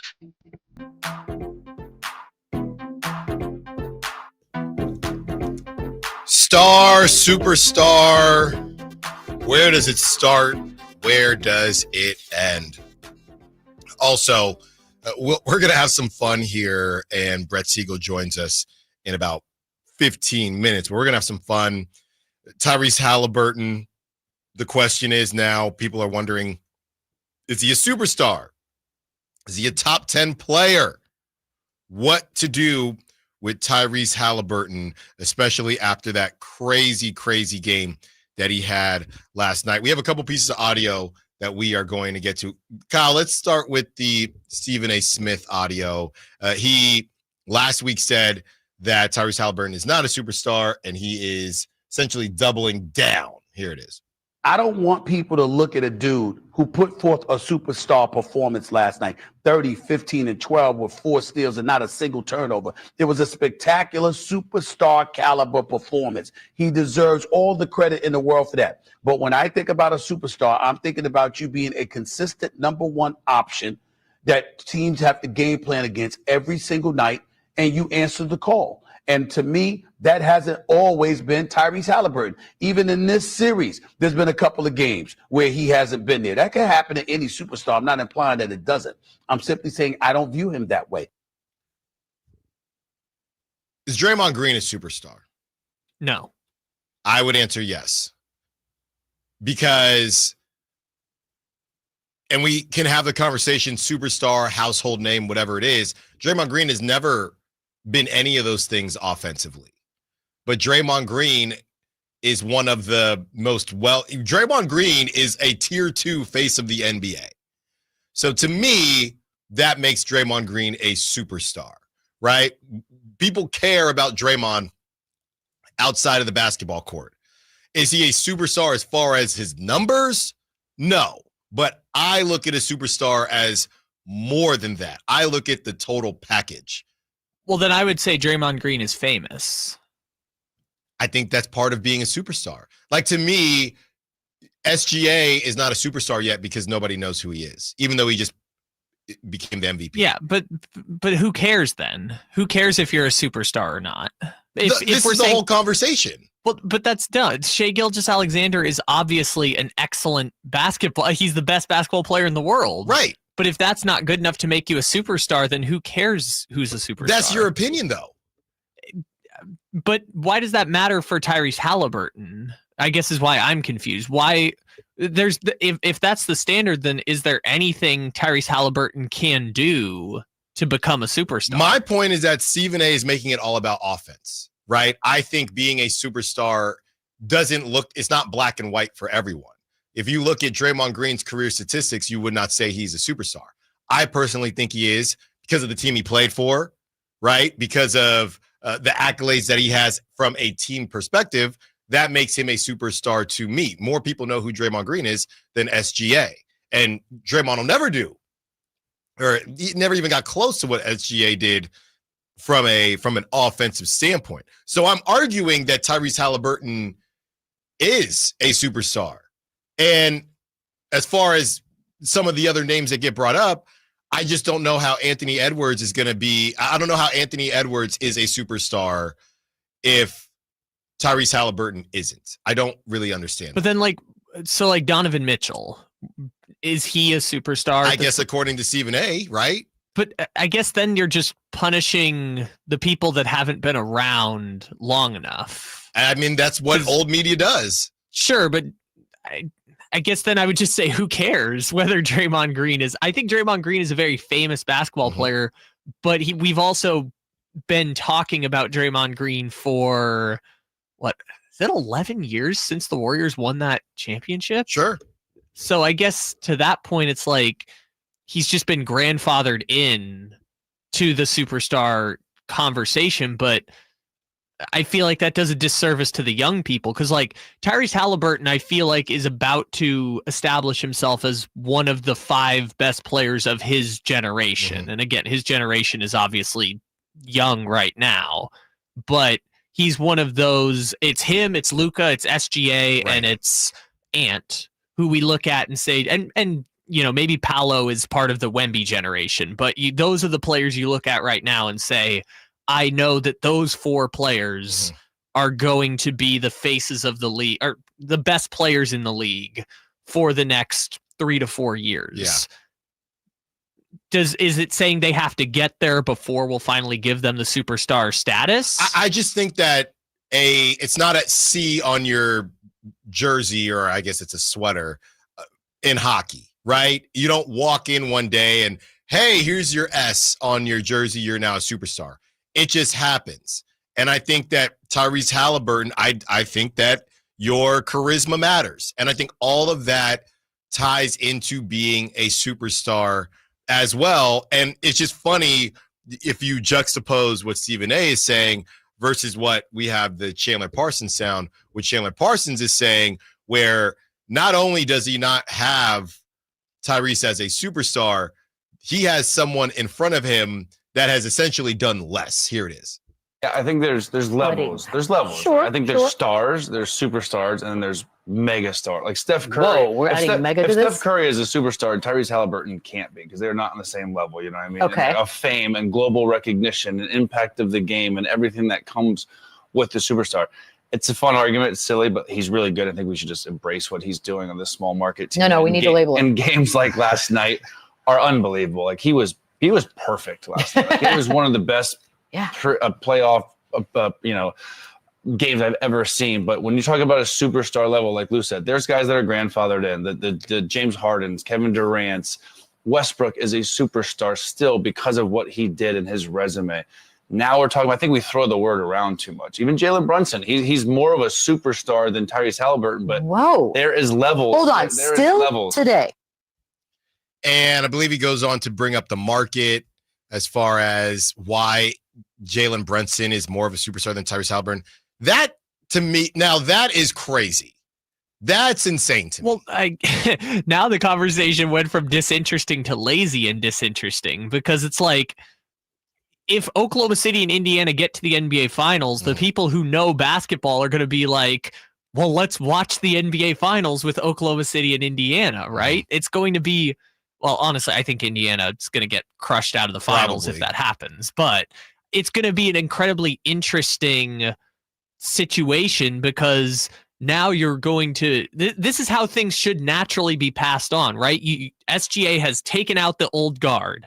Indiana has taken out the old guard, and, the Knicks kind of took out Boston by proxy, but it's like, this is how the generations get passed along. And now it's SGA and Ant and Luka and Tyrese, and those guys are going to take the mantle from the Jokic's and the Giannis's, but now it just becomes a conversation about grandfathering in superstars that I feel like it's superstars who play in big markets that takes away from those guys. And I would even say, I think Dame is a good example of somebody who Tyrese Haliburton, I believe, should be viewed as more of a superstar now than Dame, based on who they are right now, not their body of work. But if I were to ask Stephen A., if Dame's a superstar, he'd say yes because of what he did. And, of course, right now he's not saying that Tyrese Haliburton is one. I think all this, what this comes down to is whether it's old media, new media, NBA fans in general, not all NBA fans, but they just tend to get in their own way a little bit too much. And all of the jokes about if it's Oklahoma City and Indiana, it's bad for the league and Adam Silver is going to be upset. Yeah, maybe deep down he is, right? I think nobody would disagree that they probably wanted the Knicks in the finals. That is, we can't disagree with that. But Chandler Parsons, who is on, as Kyle says, that FanDuel show, I think it's called Run It Back. Chandler Parsons saying that Jalen Brunson, outside of, he's got his podcast, The Roommates, and I saw somebody making fun of that show, just saying Josh Hart likes to make fun of Jalen Brunson's head and how big it is. So basically, the whole podcast is, Jalen, your head big. Let's call Tibbs. Tibbs, what's up? You like The Weeknd? Because I guess Tibbs likes The Weeknd, and it's not a good show. That's my whole point. And then that random white guy reads a DraftKings sponsorship. And that's pretty much it. So from the charisma perspective, I think it's Tyrese Haliburton. You could call it corny or charisma. I think sometimes they're one and the same, and trust me, I would know. I think it's Tyrese Haliburton in that regard. They're going head to head right now. So for the conversation to simply be, well, he plays in New York. That's the problem, and we're not going to move past this problem until people stop doing that. Well, part of it also is we have a generation of cornballs, so I don't think if you want to get in on this new generation of NBA players, they're all corny, which is fine. It's just the way that the Gen Z, it's TikTok, man. Well, yeah, all of our brains, and I say our is Gen Z, all of our collective brains are just fried at this point. It's TikTok. But I think the underlying problem, to your point, is, and this has gone back generations and generations, is just refusal to give young people the props they deserve. Like, Anthony Edwards has gone to back-to-back conference finals, and nobody will give him the respect of being a 23-year-old who's gone to back-to-back conference finals. But why does Anthony Edwards get the superstar, he's going to be the next face of the league mantle? Because I do still think it has to look a certain way. They like that I'm the dog.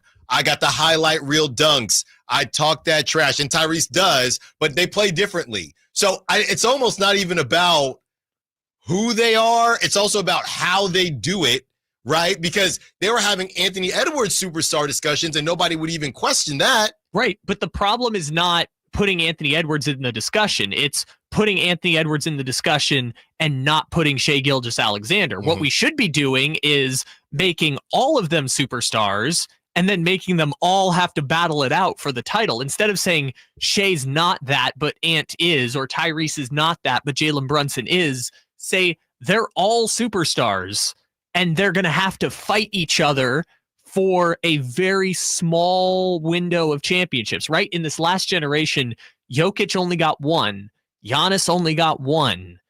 Anthony Davis only got one. Joel Embiid never made a conference finals, and Joel Embiid is unequivocally a superstar. Yeah. So make them all superstars and then make them fight each other in these epic playoff series to try and get that mantle. And as I've continued to say, some of this is going to just work itself out, right? I told you about back in the day when I was hooping. Everybody had on Kyrie's. A good amount of people, everybody had on Kobe's, but that's just a different conversation. Everybody had on Kyrie's.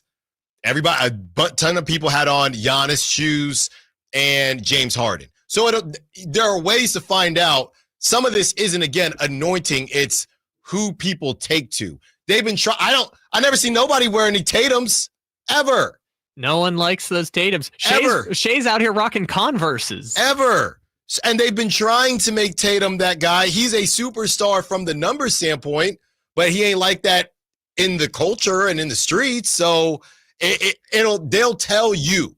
They'll tell you. And Brett Siegel is about to tell us what is going on in what would actually be the craziest offseason of the NBA. Allen Stiles, Sacktown Sports. Why are you putting it off? Can't afford it? Too much hassle? Think you don't need it? There's lots of excuses for putting off life insurance. But if you weren't there, who would pay the mortgage and other bills? With Ethos, you could be covered in 10 minutes and boom, family protected. Ethos, fast and easy, all as $1 a day. Answer a few health questions and get your free quote at ethos.com/score. That's ethos.com/score. Everyone has a fave Wendy's Frosty flavor. And when you're choosing from chocolate or vanilla, it's not that hard. But now there's all new Frosty Swirls and Frosty Fusions. So try picking your fave from Oreo Brownie Fusion, Pop-Tarts Strawberry Fusion, Strawberry Swirl, Brownie Batter Swirl, Caramel Swirl, and Caramel Crunch Fusion. Not so easy now, huh? For a fresh way to Frosty, gotta be Wendy's. Participating U.S. Wendy's. Oreo is a trademark of Mondelez International Group. Pop-Tarts is a trademark of Kellogg North America Co., LLC. Used with permission.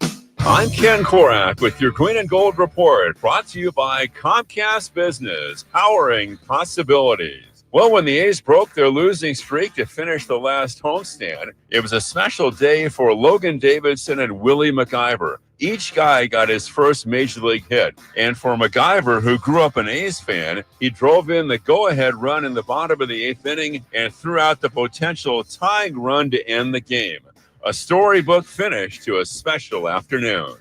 Comcast Business helps turn today's small businesses into engines of modern business. It's how restaurants become reliably up and running neighborhood favorites. It's how retailers become seamlessly restocking, cyber-securing must-visit shops. And it's how healthcare offices become data-managing caregivers that we all depend on. With reliable connectivity, enhanced cybersecurity, advanced fiber solutions, and Wi-Fi backup, Comcast Business is powering the engine of modern business. People are coming from all over to Sacramento, Chrysler, Dodge, Jeep, Ram, from Folsom, Elk Grove, Woodland, Roseville, because they've seen for themselves the huge selection and the best prices at SacSuperstore.com. Good luck finding a lower price anywhere else. And if you do, they'll match it. It's as simple as that. Sacramento, Chrysler, Dodge, Jeep, Ram, where a handshake still means something. Open until 10 o'clock and centrally located right across from Hagen Oaks Golf Course. And online at SacSuperstore.com. The guaranteed lowest price and the best selection of Dodge, Chrysler, Jeeps, and Rams. SacSuperstore.com. KHD1 Sacramento, KYMX HD3 Sacramento. From the Power Business Technology Toshiba Studios. Sacktown Sports 1140.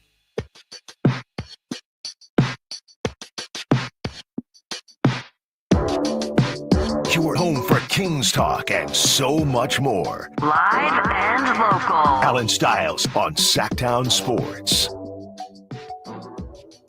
12 o'clock on the dot, and as promised, we are joined by Brett Siegel of Clutch Points, friend of the show, Love to have Brett on, especially after his Siegel Scoops drops. Brett, thanks so much for joining us. Hey, Alan, how you doing, man? I'm good. I'm well, man. And I know it's the off season, but things are just now heating up for you. Let's start here with the Kings, and then we'll go a little bit more broad throughout the segment. What is the latest on DeMar DeRozan and his connection to certain teams and his desire to either stay in Sacramento if they get a point guard or make his way to whatever he believes to be a true contender?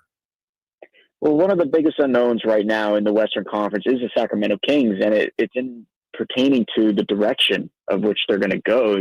Last season, or this season that's concluding now, they just traded De'Aaron Fox, and he was the cornerstone of their franchise. He got traded to the San Antonio Spurs, and it seemed like the writing was on the wall since last offseason that he was going to be on the move at some point, that his future was not going to be with the Kings. Leadership, him and his representation were not seeing eye to eye, and so they got ahead of the curve. They got rid of what they suspected would become a problem before it ultimately did. And so they go out, they add Zach LaVine, and reuniting him with DeMar DeRozan, who they had added last offseason. Still had Malik Monk, you still had DeMontis Sabonis. But this is a team that didn't really do anything this season and did not meet expectations. Obviously, after making the playoffs a couple of years ago and having that grand season where Fox was the clutch player of the year and Mike Brown the coach of the year, those guys aren't around anymore. So you're not entering new territory for the Kings. Are you going to take a step back, or are you going to potentially push more chips in to try to become a force in the West? And with how crowded everything is out there, there's so many championship teams, and you can go up and down the list. The Thunder aren't going anywhere. The Rockets are only going to get better. As long as LeBron and Luka are playing, they're going to be in the conversation. Then you still have teams like the Nuggets, the Clippers, the Timberwolves, the Warriors. So where do the Kings fit into this picture? And it's really hard to project right now, where with their current payroll and their current roster of this team making one or two moves and suddenly becoming better than those teams that we just listed. So there's some big decisions for new GM Scott Perry to make. And obviously it starts at the very top with DeMar DeRozan. He's nearing the end of his career. He still has 2 more years left on his contract. And he is on a favorable deal for teams that do want an established all-star and can go out and make a trade. He's only making around $24-25 million next season, a very movable, team-friendly contract for a superstar player that you know what you're going to get. And there's obviously going to be a level of interest in him out there. But again, it comes down to what are the Kings feeling? Do they feel like that they want to move from DeRozan, and what kind of value can they get for him on the open market?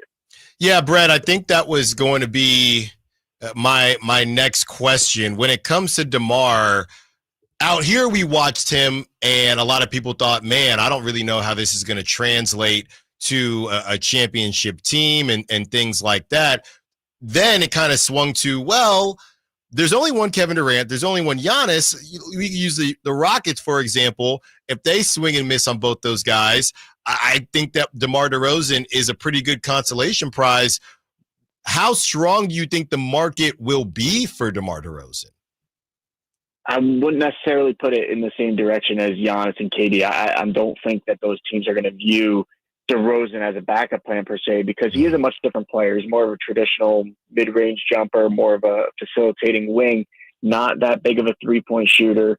He's nearing the end of the line. He doesn't have the same motor that he once had, but still a stable presence. So when you look at, well, what teams possibly make sense, maybe if Giannis stays with Milwaukee, perhaps DeMar DeRozan is a player they look to target late in his career, only 2 years left on his contract, smaller contract than most big stars.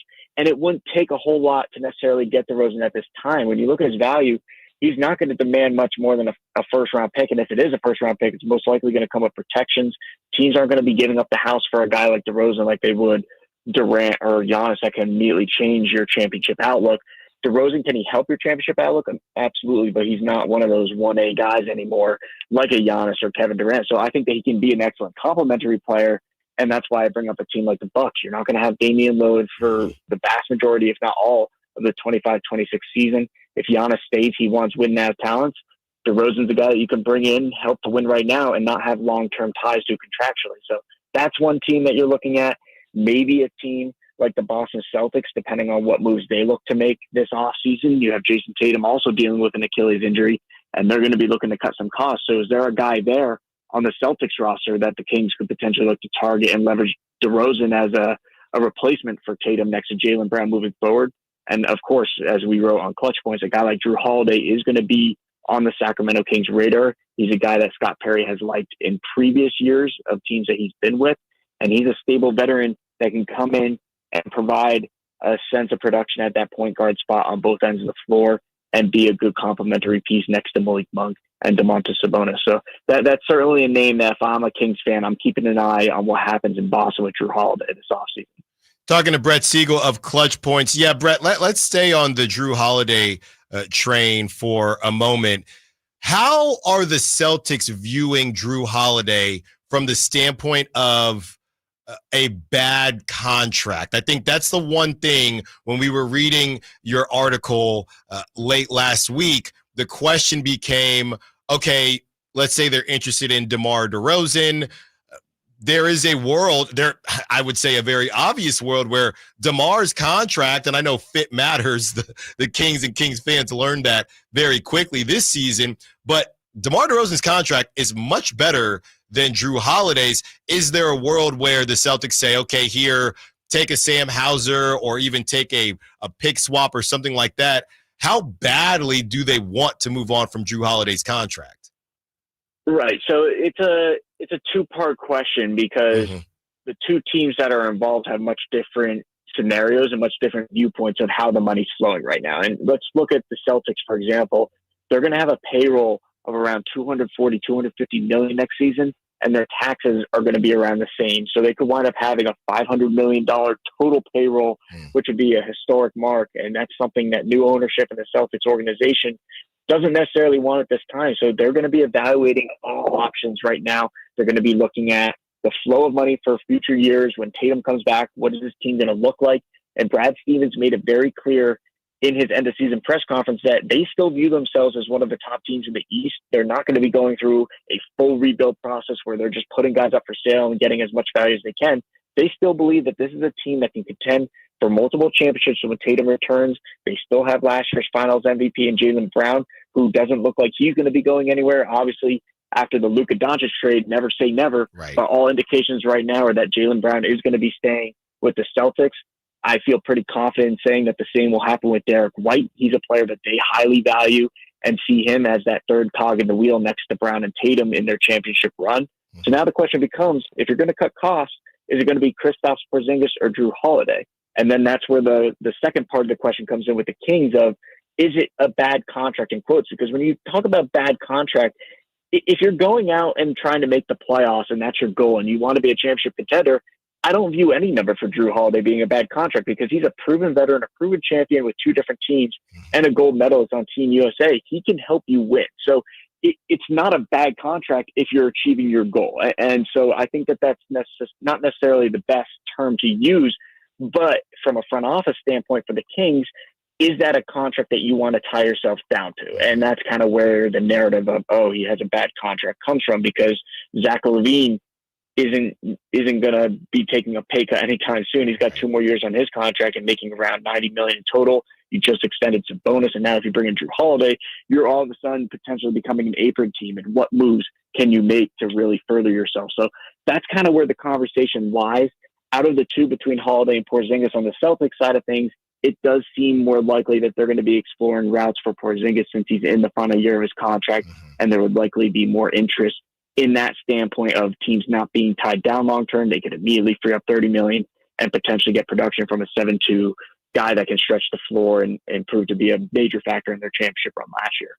Talking to Brett Siegel of Clutch Points. Great stuff so far, Brett. Let's go here. You also wrote about the connection with DeMar DeRozan and the Miami Heat. What I want to ask you is from the Miami Heat perspective in terms of what the Kings could get in return, who are you hearing is maybe untouchable? We know they really liked Jaime Jaquez coming off kind of a rough season. They have Jovic as well. They really like Khalil Ware, who the Kings could have drafted, but that's a conversation for a different day. What are the names, if there was a deal that were to be done? Obviously, it's DeRozan, Tyler Hero, and Bam.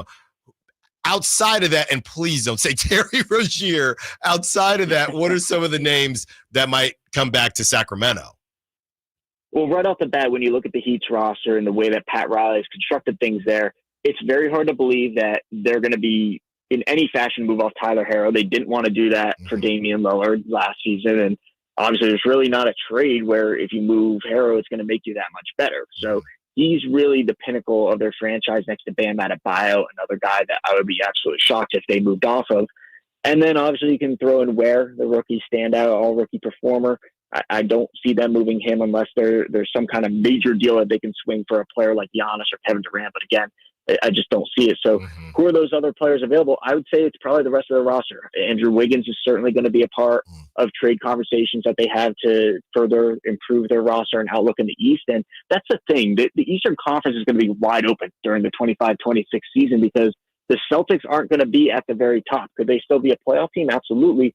But they're not viewed as the Goliath to the rest of the team's David in this scenario. And you're still going to have the Cavaliers potentially. But what's going to happen with the Celtics and the trades they make? What's going to happen with the Bucks? What's going to happen with the Knicks if they lose 4-1 in this series against the Pacers? Is Tom Thibodeau going to potentially be out? And will they potentially look to make further roster moves? So there's just a lot of unknown in the East right now, which is why there is a great opportunity for teams like the Heat, who have two established all-stars, to go out and make a big move and solidify their playoff position. So guys like Wiggins, Terry Rozier, Duncan Robinson, those mid-tier contracts of 28, 26, and 20 million respectively, you can package those and potentially move some picks that you have left to go out and get an upgrade. Is it a guy like DeMar DeRozan? We'll see. There's obviously been some great interest there in the past. There was interest in DeRozan before he signed with the Kings from Pat Riley and the Heat. And obviously he's a guy that you can bring in to replicate that Jimmy Butler role on the wing and be a source of scoring next to Herro and Adebayo. The fit makes sense. But on the other side of things, for the Kings, would it make sense? What kind of pieces are you going to get back? Because you're going to want a Jaime Jaquez. You're going to want a Nikola Jovic type of player. You don't want just these older guys like Terry Rozier and Duncan Robinson. You maybe be willing to take them if there's a draft pick attached, but you're still going to want one of those younger guys. And those are the questions that the Miami Heat are going to have to answer this offseason. Brett, one more for you before we let you go.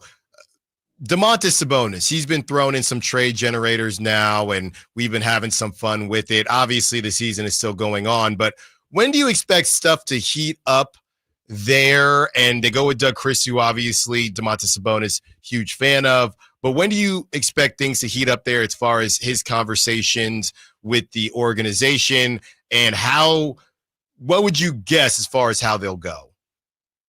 I don't envision this being something that develops quickly like the De'Aaron Fox situation necessarily this offseason. I think that Sabonis is devoted to the Kings, and he said that many times that he does want to stay there, and he confirmed that when he signed that extension with them to remain with the Kings and kind of shut down all that talk of him looking elsewhere. But he does want some clarity, and we wrote about that at Clutch Points. Sam Amick at The Athletic has done a fantastic job of covering Sabonis' route with the Kings and what the future holds there. But he wants to know what this organization is going to look like. And that is the question that De'Aaron Fox was seeking answers to for over a year. They both want to know what's going to happen moving forward, because you just fired Mike Brown, you hired Doug Christie, De'Aaron Fox isn't here anymore. You have some aging, proven all-stars in Zach LaVine and DeRozan, but that wasn't able to get you over the hump this season. So what kind of moves is Scott Perry going to make to further the outlook for the Kings and for them to become a top 14 in the West? And I think that that's going to be figured out this offseason with the moves that they make. It's going to be figured out in the first few months leading up to the NBA Cup in December. And then around the trade deadline, there may be a little bit talk about Sabonis. And if the Kings aren't playing well, obviously those rumors will heat up, and we'll hear a lot more about, Sabonis could be on the move, and people in league circles will be really discussing that. But with that kind of contract and the type of player he is, he's not one to really give up midseason on his team and demand a trade. So as of right now, just based on my understanding of where the Kings are and his kind of outlook on the team, I think this is going to be something that goes through the summer, is quiet, enters the season quiet, and then we may hear stuff at the trade deadline. And obviously next summer, based on how the Kings perform, it's going to become a major conversation, because in 2026, he'll have 2 years left on his contract. He'll be 30 years old and a guy that can contribute immediately. And I think that's really when we'll start hearing a lot more about Sabonis.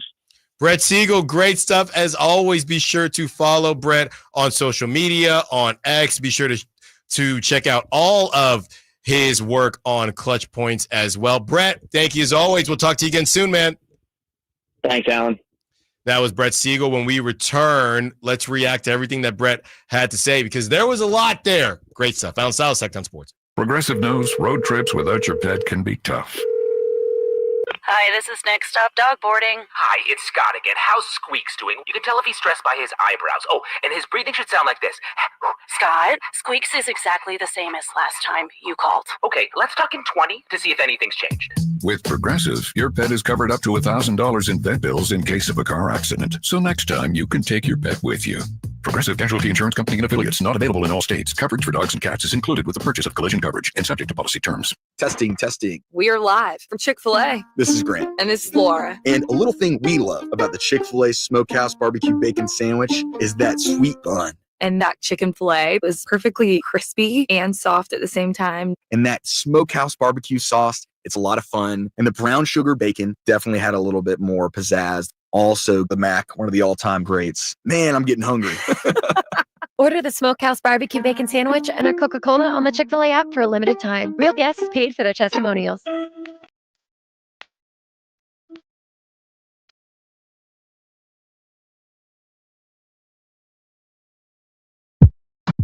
Allen Stiles. Watch the show on youtube.com/Sacktown Sports 1140.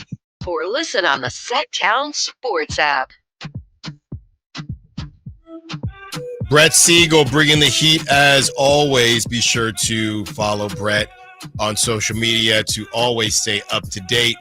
What's going on in the NBA world?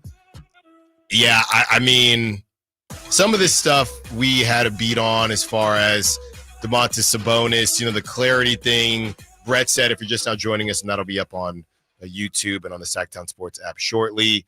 The clarity thing probably won't be that big of a deal this season or this offseason. It might be a bigger deal next offseason. Brett also said that the size of Domantas Sabonis' contract would make it pretty hard for a team to do a deal at the trade deadline. And I agree with him. A lot of times we see, those kind of mid-tier guys, those glue guys. Besides, if we just take away the Luka trade, those mid-tier guys, normally it's a third option or below, somebody that's just going to kind of help you get over the hump, not somebody that's going to pull you over the hump. Usually not a De'Aaron Fox trade. No, normally not. But again, that's the Kings, and that's what they do. So that was kind of the Domantas Sabonis situation. Yeah, you're bringing up the Jaime Jaquez's and the Terry Roziers. If you're losing, I think that's the line too. I mean, I could be convinced. I think yesterday we did Andrew Wiggins and somebody else for DeMar DeRozan. I think it was Jaime. Yeah, I would do that in a heartbeat. If it's not Jaime and it's Andrew Wiggins and Rozier or some other post 26-year-old. Haywood Highsmith. No, thank you. Like there's a line to me as far as, and again, that's why this idea of DeMar's value is so fascinating to me, because the Kings could be one day you wake up and it feels like the Kings are in a power position. The next day you wake up and it feels like you better take whatever you can get. I personally don't think like the Kings are going to have to settle with Andrew Wiggins and Haywood Highsmith. I think I wouldn't be surprised if DeMar DeRozan is one of the later deals done, because, Brett said I wouldn't look at it as a plan B because Giannis and KD are just different players. But I do believe that some team out there will be convinced that DeMar is, and he is, and I don't say any of that as disrespect when we're comparing him to a KD and a Giannis, but I think that DeMar is going to get moved after the bigger dominoes do hit, and we know, okay, I didn't get this guy or I didn't get that guy or the Trae Youngs of the world, so let's see what's up with DeMar DeRozan. So I wouldn't imagine, and anything can happen, but I wouldn't imagine that DeMar DeRozan is going to be one of the first trades made, because I think those trades have to be made to figure out DeMar DeRozan's value. Well, I think the idea is more teams would potentially be bidding for DeMar DeRozan if they know they can't get Giannis or Kevin Durant, right? If Miami lands Giannis, they're obviously not trading for DeMar DeRozan. No. But then does Houston all of a sudden want to trade for DeMar DeRozan because they didn't land Giannis? You know, it's saying essentially the people who don't get Giannis will then pivot to DeMar DeRozan at a lesser value, which Whitey Gleason makes the point, and I think it's a fair one. Like, that's a ridiculous drop-off. You're not... Teams that don't get Giannis are not like, well, now we'll just go get DeRozan. Or if you don't get KD, you're going to get DeRozan. That is a big difference when you're talking about, you know, the Kings traded De'Aaron Fox, regarded as a top 40 player in the NBA, for Zach LaVine, regarded as a top 60 to 70 player in the NBA. And everyone just universally agreed it was a bad trade. So, you know. So we tried to talk ourselves into it, but the only way was if Zach LaVine started playing like a top 50 to 40 player in the NBA, which is the tough part about all of this, is when trading stars or superstars, the team that wins the trade 90 to 95% of the time is the team that gets the best player in the deal, right? Yeah. That's what we've been talking about all day with Tyrese Haliburton. Yeah, and the names that got brought up, nothing really piqued my interest per se when it comes to the Celtics, and obviously we were following up on the Jrue Holiday interest. Brett said that he didn't feel like Jrue Holiday was a bad deal if it helps you achieve your goal, which I think is a great point, right? Because nobody was talking about that. Well, kind of were, but nobody was really talking about the Celtics money situation when they won a championship, because they won a championship. When you look at Jrue Holiday, to me, I guess I can use Brett's same logic, and I would say, well, we don't know that yet, but I don't think they're going to make the playoffs, which is why I think it's a bad contract. But if they make the playoffs, then yeah, Brett would be right. I just don't think Jrue Holiday is enough to pay on that contract, and I do not think that they will make the playoffs. So I just to clarify, you don't think Boston will make the playoffs? No. Or I'm saying Brett said if you trade for Jrue Holiday, it's not necessarily viewed as a bad contract if you achieve your goal. And I'm getting ahead of it, and how I felt is, well, I do think it's a bad contract because I don't think the Kings will achieve their goal. Right. It's a bad contract if Jrue Holiday is your number 2 or number 3, right? And that's kind of Boston's problem was not trading for Jrue Holiday. The problem for Boston was giving Jrue Holiday the extension they gave him after the championship. There was just no reason for them to do that. I think that's the tough part of where they're at right now is what is the pivot for Boston, right? Because Boston has spent 4 years being all in. They made those trades for Porzingis and Holiday knowing they had a 2-year window. Right. And now it's just like, so what's the pivot? What's the next Jrue Holiday move? What's the next Porzingis move they're going to make? Because remember, them winning that championship came at the expense of the Bucks. Like the Bucks window essentially closed once they traded Jrue Holiday, and Boston was the team that took advantage of it. What's the next version of that deal? I don't know if we have the answer for it. Yeah, and a lot of teams are going to be moving, grooving, trying to make calls. We're honestly just now getting started. The season isn't even over yet, right? It's over for a lot of teams besides 4, but the season is not over yet. And when it does end, the draft happens in Summer League is going to be crazy, right? Remember, that's when the DeMar DeRozan thing popped off. So a lot can happen in a short amount of time. When we return, am I crazy if I said that the Pacers and their path should actually give Kings fans hope?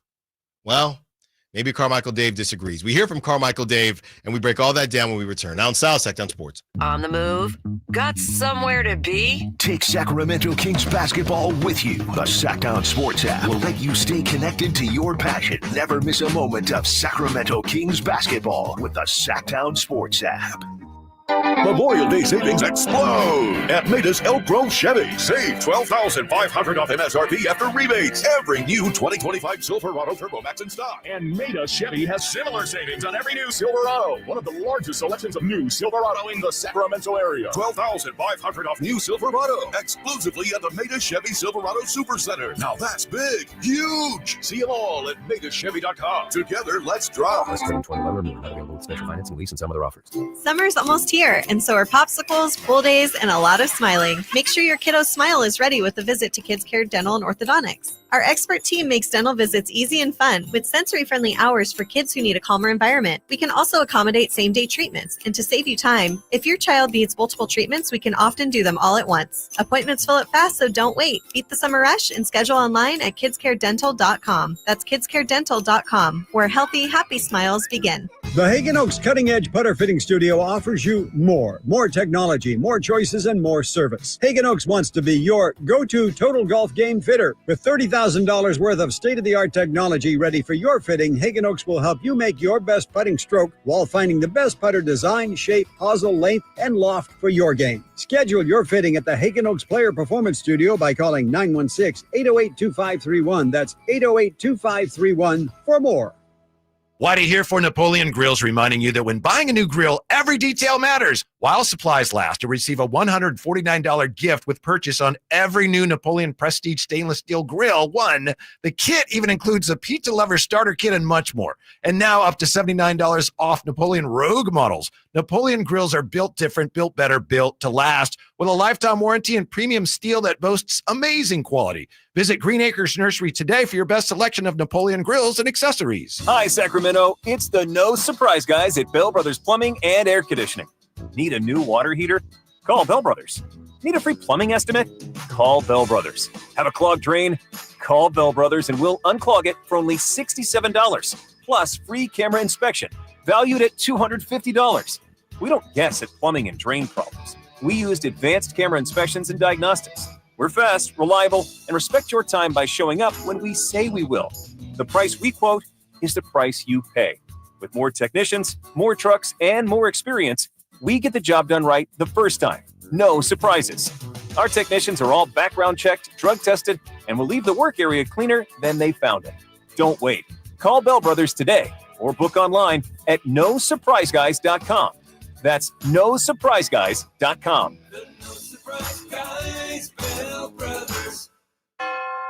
People are coming from all over to Sacramento, Chrysler, Dodge, Jeep, Ram, from Folsom, Elk Grove, Woodland, Roseville, because they've seen for themselves the huge selection and the best prices at SacSuperstore.com. Good luck finding a lower price anywhere else. And if you do, they'll match it. It's as simple as that. Sacramento, Chrysler, Dodge, Jeep, Ram, where a handshake still means something. Open until 10 o'clock and centrally located right across from Hagen Oaks Golf Course. And online at SacSuperstore.com. The guaranteed lowest price and the best selection of Dodge, Chrysler, Jeeps, and Rams. SacSuperstore.com. Golf to Go is brought to you by the Hagen Oaks Golf Super Shop. Here's Frank LaRosa. With so many ways to warm up before golf, a group of university researchers tried to cut through the clutter. 24 low handicap players were split into groups. The first group was instructed to hit 9 shots in a row with 4 different clubs at set targets. The second group also hit 36 shots, but in a random order. Maybe one shot with a driver, one with a 7-iron, another with a wedge, and so on. Then all the golfers from both groups hit 9 test shots that simulated the kind of shots they'd hit on the course. Results found that the group who practiced with randomized shots performed better than the first group. Well, that's one study, but it's probably important to note that rather than hit a bunch of shots with 3 clubs, you might be better off hitting different clubs to different distances. You'll have practice shots to different targets with different clubs, presumably just like you'll do on the golf course. Give it a try. What do you have to lose except a few shots on your scorecard? That's your Golf to Go. I'm Frank LaRosa.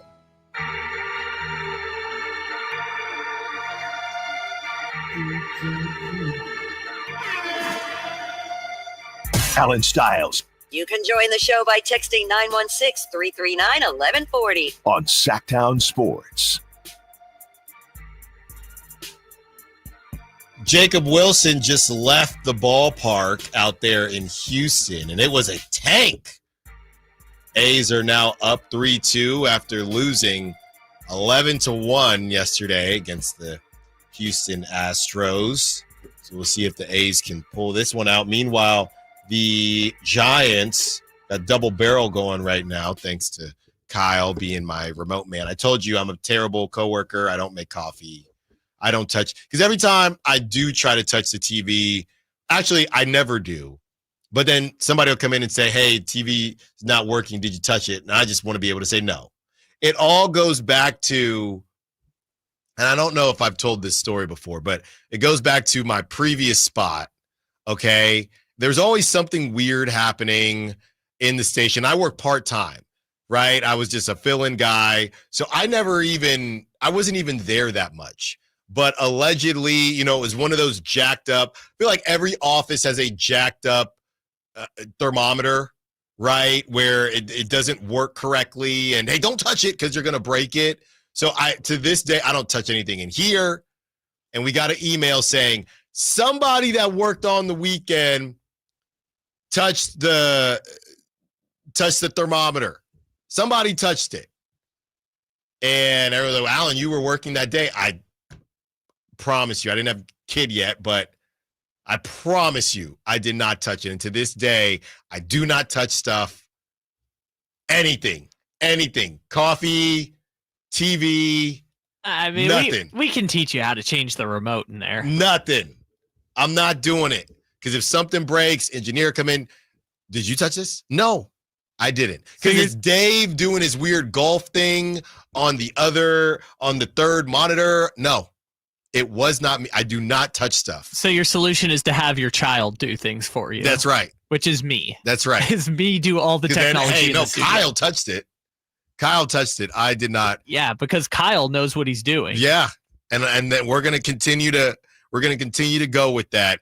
You know, we started out the show as positive as possible. And now, over 2 hours into the show, that's where I want to bring this back to. And then we'll hear from Carmichael Dave that might just undermine all of that. But this is basically what the Pacers did, right? We keep talking about how you got to tank, you got to do this, you got to do that.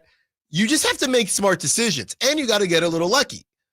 Let's take a look at the four teams in the conference finals right now. Only one of them drafted their star.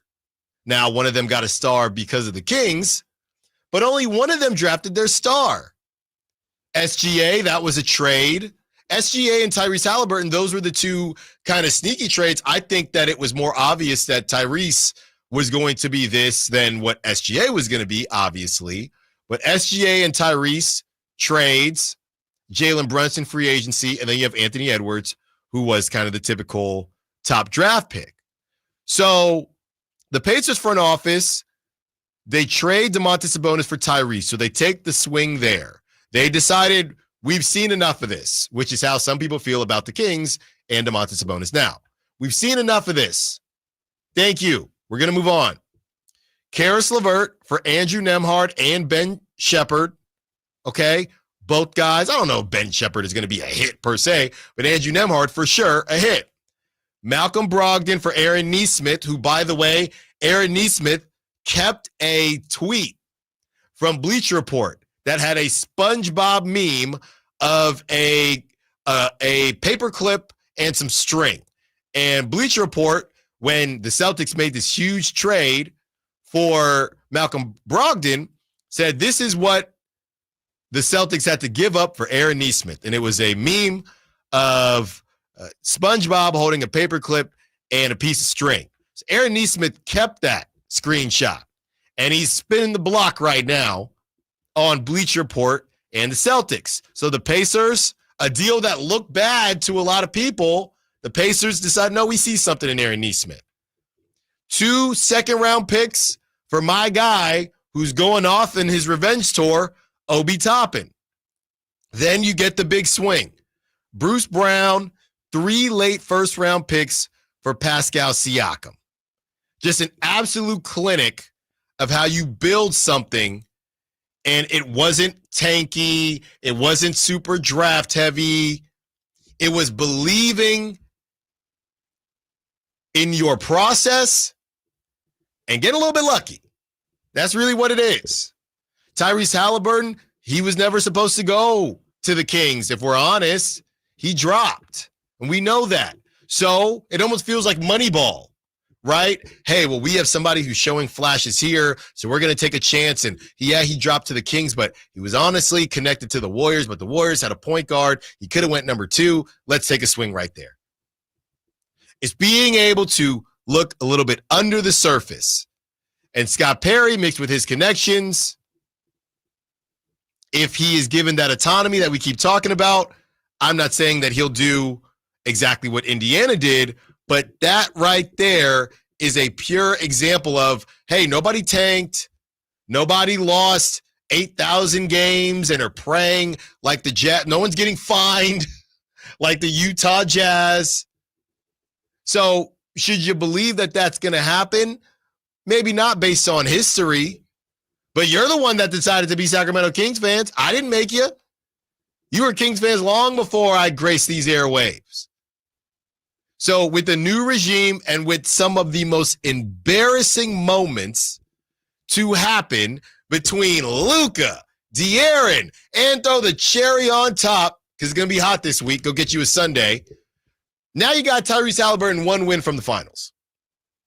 So if this doesn't kind of embarrass the powers that be enough to just say, you know what, right or wrong, Scott Perry, I paid you to do this job, so you do it.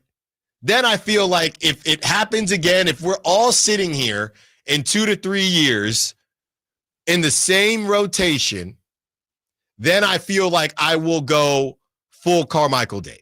Then I feel like that is when the conversation of, hey, I just don't think this team is ever going to get out of their way. Right? And I know that this organization has dealt with plenty of it in the past, but with social media now, with the combination, just the perfect storm of so much happening, Luka on the Lakers now, but then somehow the Mavs get the number 1 pick, Tyrese 1 win away from the finals, De'Aaron, and maybe the worst is still yet to come with De'Aaron and Wemby. If you're not going to sit there and say, I need to change, I think this is the last straw for everyone, fans included. And hopefully they do learn from it. 916-339-1140. Let's get to Ken, who wants to be part of the conversation. What's up, Ken? What you got for us? Hey, what's up, gentlemen? How you doing this afternoon? Good. How you doing?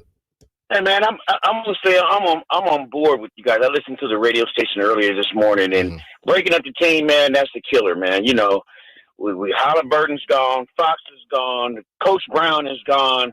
All these players, man, is gone from our squad that we had, and we could potentially be in a better team. You know, breaking it up and disbanding the team, man, that's not the business, man. We have some good players that we can plug in there. We just need to add to the Kool-Aid, man. You know how you used to do the Kool-Aid, you mix the tropical punch with the grape, you know what I'm saying, and it all come together and it tastes good. That's what you got to do. You got to enhance the flavor. You got to enhance the team. Breaking it up, man, we're going to be 4 or 5 years down the road with the same conversation. Then what we're going to be saying? Oh, we shouldn't have broke the team up. Now Keon, is he on another squad? He on the Lakers. He's winning the championship. Like Haliburton, 2 years ago he was on a squad, and now he's going in the finals. Yeah. Come on, Sacramento. I just think in breaking up the team, we shouldn't do that. Like I said, in of the team, I think that's being inspiring to the organization as a whole. I don't know if that's going to be the plan, but that's how I feel. I feel safer with that plan better than just breaking everything up. Yeah, thanks for the call, Ken. I do feel, and we've kind of been on this track, similar to what Brett Siegel mentioned. And Brett Siegel, it's up on YouTube now. If you missed it, go check it out during a break. Also on the Sacktown Sports app. I do feel like this isn't the year to do it. When when Domantas Sabonis is staring age 30 in the face, and you have Zach LaVine, who's going to opt into that $47 million, $49 million, but then he's an expiring contract, so that feels a little bit different. Keegan, I guess at that point, be more of Keegan's team. Malik Monk would only have, a couple years left. So I think that it's not this season where the Kings would make the decision to blow up. It would be next season. I think they're going to work around the fringes, not give up too much, go get you a PJ Washington, go get you a Trey Jones, somebody like that, and just pray that a couple guys have career seasons and they go from there. I don't think any huge swings are going to be taken, but that doesn't mean that it's impossible. Doesn't mean that it's impossible. 530 says, ever have Kool-Aid when you didn't add enough sugar? Sabonis is a Kool-Aid. Got to add more sugar. And hopefully they're going to find that sugar on the trade market or even free agency this offseason. Coming up next, we hear from Carmichael Dave. And as I said, there's positivity, there's negativity, and there's a reality of what Kings fans have had to deal with. So we hear from Carmichael Dave. We break all that down, and we figure out whether or not he's just being a doomer. Allen Stiles, Sacktown Sports. Carmichael Dave here for my good friends at American Energy. As a native Sacramentan, I can tell you, not that you need to know, that it might be nice right now, but turn the corner and oh my God, it's so hot. Yeah, summer is coming. And my friends at American Energy want to make sure you are dialed with your AC unit. So how about this half off tune-up right now? It's a special going on, just $24.50 to get your air conditioner tuned up.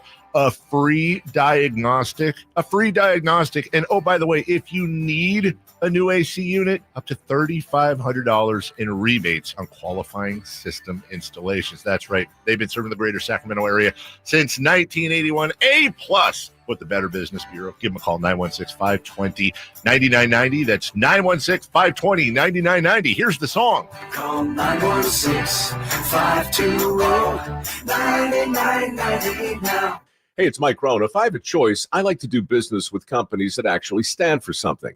That's why I switched from Verizon to Pure Talk. No offense to Verizon, I'm sure they stand for something. I just don't know what it is. Pure Talk, on the other hand, is a veteran-owned company that supports our military in a big way, and I appreciate that. Yeah, I also appreciate unlimited talk and text and plenty of data for half the cost of the big guys, and I do like being on America's most dependable 5G network for just $20 a month. But what I really appreciate is no contract, no cancellation fees, and Pure Talk's commitment to handle all their customer service in this country. I saw it for myself. I went to Georgia, I got a tour of their headquarters, I met their CEO, and I talked to the same customer service folks that you'll talk to when you dial pound 250 and say keyword micro. Switch today and save 50% off your first month when you dial pound 250 and say keyword micro. Pure Talk, a wireless company that actually stands for something. With 25 award-winning years in Northern California, Ashton & Price is your local injury law firm. Pro attorney tip: if a firm presents as local, but they're in LA, red flag. If your first consultation is not with a lawyer, big red flag. At Ashton & Price, your first consult is with a local attorney, and if serious injury prevents travel, a lawyer will come to you. Still not enough? George Washington's my uncle. At Ashton & Price, no red flags, just red, white, and blue. Remember, for the best advice, don't think twice. Call Ashton & Price. Progressive knows if you have to choose between everyday life and your RV, RV wins. What, are you going to take the RV to the mountains or go pick up your dry cleaning? RV wins! Are we cleaning the gutters or taking the RV camping? RV wins! Are we getting a new passport or cruising up the coast? RV wins! Don't forget, you got that trip to Sweden coming up. Oh, yeah, passport, then RV. Yeah! With Progressive, you can bundle your RV with your home or auto and save with a discount and spend more time enjoying those savings in your RV. Progressive Casualty Insurance Company affiliates and other insurers. Not available in all states and situations. Testing.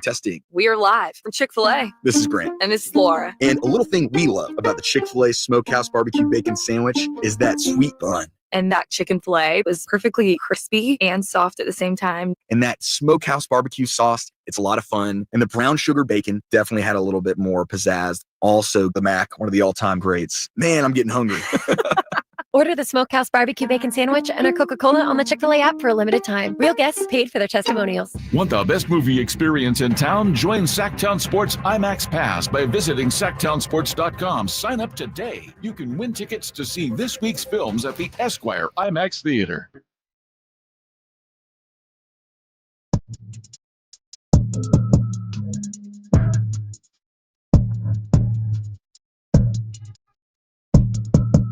Live and local It's Allen Stiles on Sacktown Sports.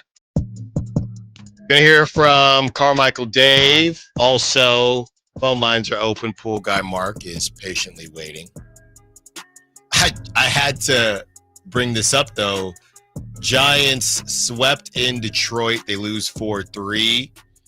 And on top of that, there was an injury that happened to a Detroit Tigers grounds crew member. I guess it happened during innings, and somehow the camera caught him on the ground. He ended up getting carted off the field, but not before flipping the bird to the camera. And I don't know why he did that. Maybe he thought, why is the camera on me in my time of pain? And you can see one of the other grounds crew members try to hide his hand at the very last second, but he was clearly just in pain, kind of annoyed that he looks up and the camera is not in his grill. It's about 10 feet away. But I don't know if he just tricked off his situation there, Kyle. He's still going to get, I'm assuming he's going to sue somebody. I don't know what type of things you sign when you work there. He actually is probably just going to be insurance. He'll get workers' comp. He'll get something, but he's out here flipping off the camera, and he got caught. And of course, John Boy was on it immediately, and yeah, random stuff out there. But what I was thinking about, as I find myself paying more attention to the A's being out here in Sacramento than the Giants, even though I'm a Giants fan, is because I'm just tired. I'm tired, and the black jerseys were fire. I love the Giants black jerseys. But I look up, Kyle Hobson, it's the top of the 8th, man on second and third, 2 outs, and it's your boy, Mike Yastrzemski. And I'm just tired.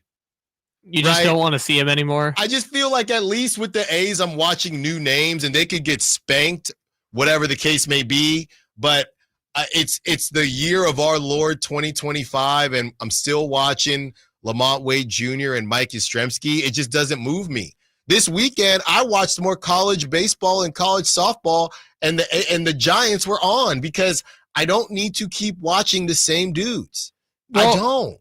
I mean, it's the same dudes because they haven't been able to get young stars, right? They don't have an Adley Rutschman. They don't have a Gunnar Henderson. By the way, I'm not working tonight, but River Cats, Marco Luciano is making his first start in his professional career at first base. So this brother has went from the savior and going to get handed the keys from one Brandon Crawford at shortstop to the outfield to first base, to them signing Willy Adames and not have, and also who stinks right now, by the way. Yeah, but they knew what they were signing up for with Willy Adames. That is a all or nothing hitting situation for him. It does not move me.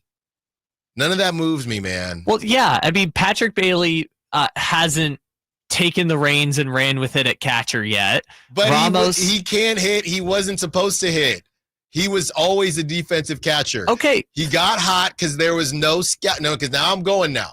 He got hot because there was no scouting report, and then a scouting report came out, and all of a sudden, oh my goodness, he can't hit anymore. No, he could never hit. Just nobody knew what he couldn't hit yet, and now they do. And now the Giants are just the same. It's the same old Giants. Sure, but that's because they're names that you recognize, right? Like, they may bring in Willy Adames, but you've seen a Willy Adames at shortstop before for the Giants. This was supposed to be their big one, though.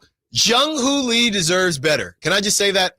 He's going to demand out, too. Jung-Hoo Lee's not exactly killing it Yes, either. he is. Is he the best hitter on the team? Possibly, but he's not exactly killing it over there. And and I promise I'm move on after this. Let's continue to just try to be too smart. And look, I'm looking up Chapman's making an error, so he can't hit. He's supposed to be a Gold Glover third baseman. Let's continue to be the smartest guy in the world. Let's Aaron Rodgers, this bad boy who's on Joe Rogan. Please just save your time. Let's go ahead and Joe Rogan and Aaron Rodgers this thing and continue to hit Jung-Hoo Lee third, because bleep it, that's why. What do you want to do with Wilmer? That's the thing, because Wilmer. Hold on.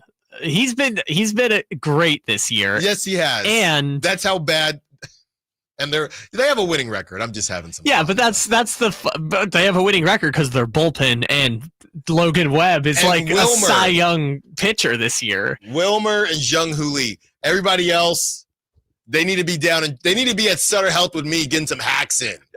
The point is with the Giants, though, right? Like Ramos has been excellent. Luciano is funny because, like, you could move him to first all you want. They have Wilmer Flores. He's probably going to get an extension. We're just waiting for Bryce Eldridge. That's all. But again, Bryce Eldridge is what? The next? Does Joey Bart or Ramos? No, he'll actually be good. But I'm looking up. I got the double barrel going. And I look up on the right. It's man on second and third. And I'm still staring at Mike Yastrzemski. I've been staring at Mike Yastrzemski up with men on second and third since 2020. Yeah, this is year 6 of him being is he the longest tenured? Longest tenured. That is a great question. Giant, I would say position player giant. Position player, definitely. I'm just eyeballing it here. He has to be. No, I think they got Hajeli still doing something. He's on the River Cats too. Wait, when did Lamont get there? Let me see. Oh my goodness. Let's see. Lamont got there in 2021, so Yastrzemski's got him beat. Because sometimes I feel bad because I'm talking more A's than Giants, and I'm in Sacramento, and trust me, I ain't being a front runner because the A's are bringing up the rear. The Giants are not front running either. At least the A's are new names to me. They're young. And then I got to look at Lamont Wade. I got to look at Lamont Wade Jr. You know how bad you have to be a lefty that looks like Lamont Wade Jr. and I don't like you? Apparently 161 is how you have to hit. So bad. Apparently the answer is 161. So that's why if anyone's wondering, Allen's a Giants fan, why doesn't he talk about it? Because we already got to talk Kings. I don't think anyone was asking why Allen stopped talking more about Somebody Matt asked me Chapman. That. I had a dream. 916-339-1140. Let's get back to some Kings talk. Pool guy Mark wants to be part of the conversation. What's up, pool guy Mark? What you got for us? Hey, I was just listening to your let's mimic Indiana kind of conversation. Oh, yes. I'm thinking, why not just start at the beginning? I mean, they traded Sabonis for a point guard. I mean, I know we're kind of linked sort of to that Jeremiah Fears. I mean, I don't know if that would be something we could pull off. Right. You know, let's start from the beginning. You know, like I know that's a swing, but, you know, it's a big swing. And, you know, maybe get somebody like Herb Jones for Monk. I mean, it'd be a young, well, you know, Herb Jones, 27? You know, I mean, something like that would be, I mean, if you want to talk Indiana, I mean, they, you know, like it started with the Sabonis trade, you know, that's where things changed for them. You know, I know there's a bunch of other trades after that, but to me, I'm like, I kind of like something like that. What do you guys think? Yeah, that's a great call, pool guy Mark. And that kind of goes to, unfortunately, the Sixers are not in a position to want Domantas Sabonis, right? I don't know, but they still got to pay Joel Embiid, so there's no way. It's not possible. But a team like that, who maybe even has, and I know a name that got brought up a good bit, and I don't know, you know, they did have Fred VanVleet, but this dude really didn't get any time, and I loved him coming. He wasn't on my list. I'm not going to say that, but I loved him coming out of college. I didn't know how it would translate, but I liked what I saw from him in college, and that would be, I think, the realistic way to go about what pool guy Mark is saying.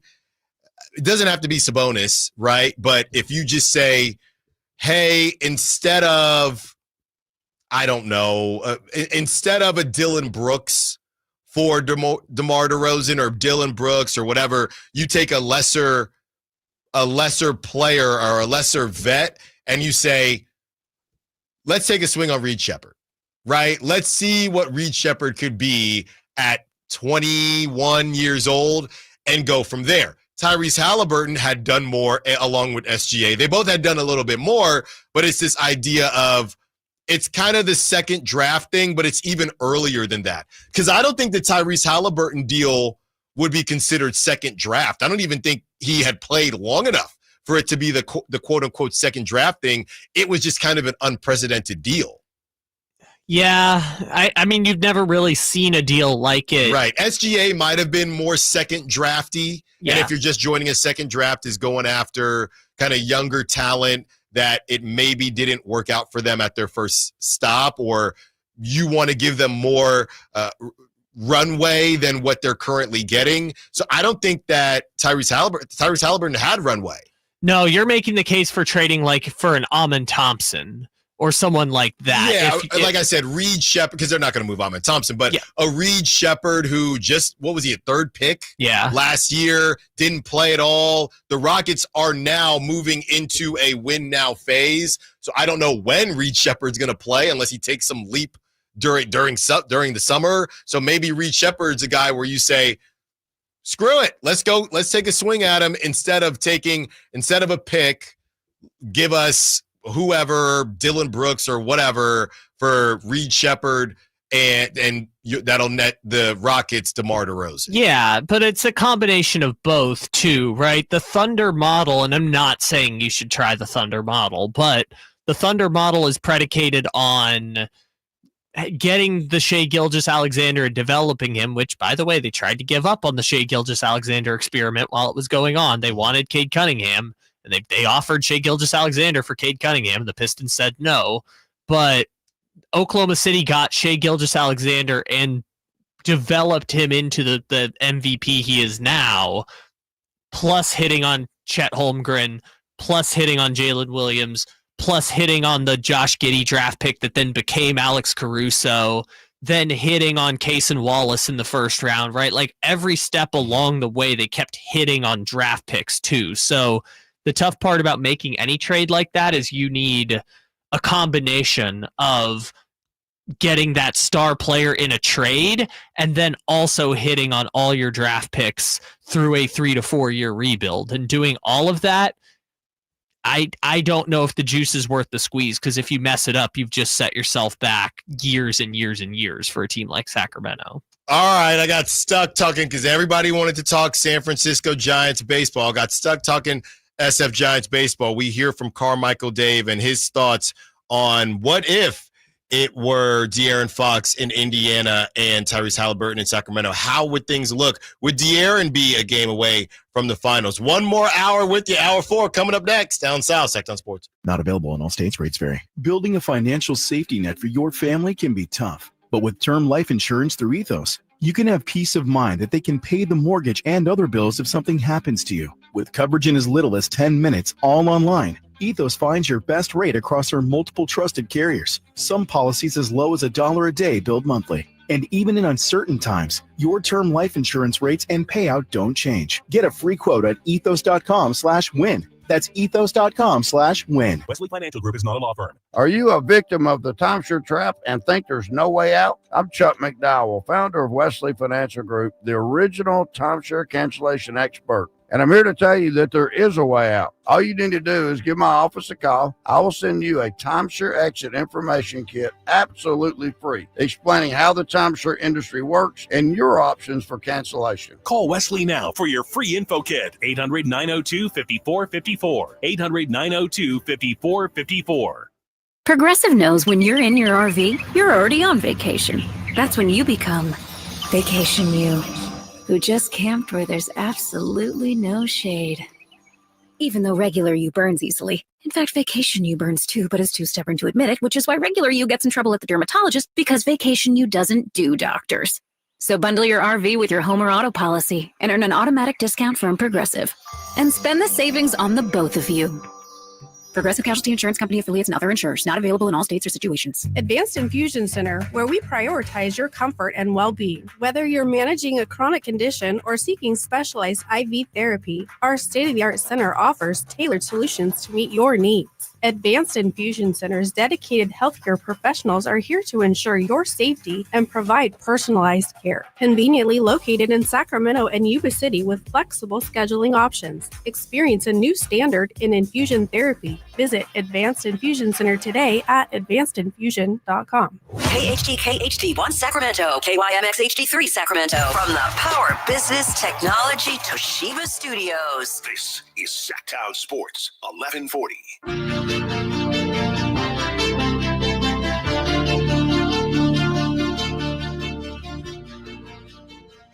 Your home for Kings talk and so much more. Live and local. Allen Stiles on Sacktown Sports. 1 o'clock hour. If you're just now joining us, thank you for joining us, taking you through this beautiful Wednesday. It's going to start getting hot, though, which means it's almost time for the State Fair. But I cannot wait to talk to Whitey Gleason about this, because it's not that I chickened out, but we were running around.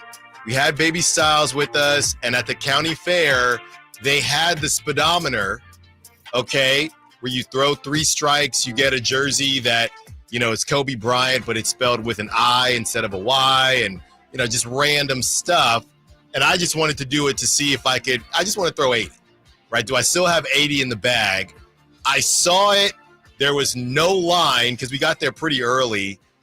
Went to see the pig races, went to do a bunch of other stuff, and then, wifey's looking at me. It's time to go because Baby Styles is too tired. So I did not get back to the pitching machine, right? The pitching game. So Whitey's going to say that I chickened out, but my plan is to go back, stay fair, record it, and show that I can still hit them 8s, baby. 8s? I can get to 80. Okay, you were a better athlete than me, but I can barely touch the 7s. I can get to the 8s. I might need a crow hop. I believe in you. I'm just saying it is. If I don't get, so they give you 3 or 5 baseballs. If I don't get to the 8s, pretending like I'm pitching it within the first 2, I'm crow hopping. I can definitely get it crow hopping. I believe in you. I'm just saying 8s. What did you top out at the last time you were playing?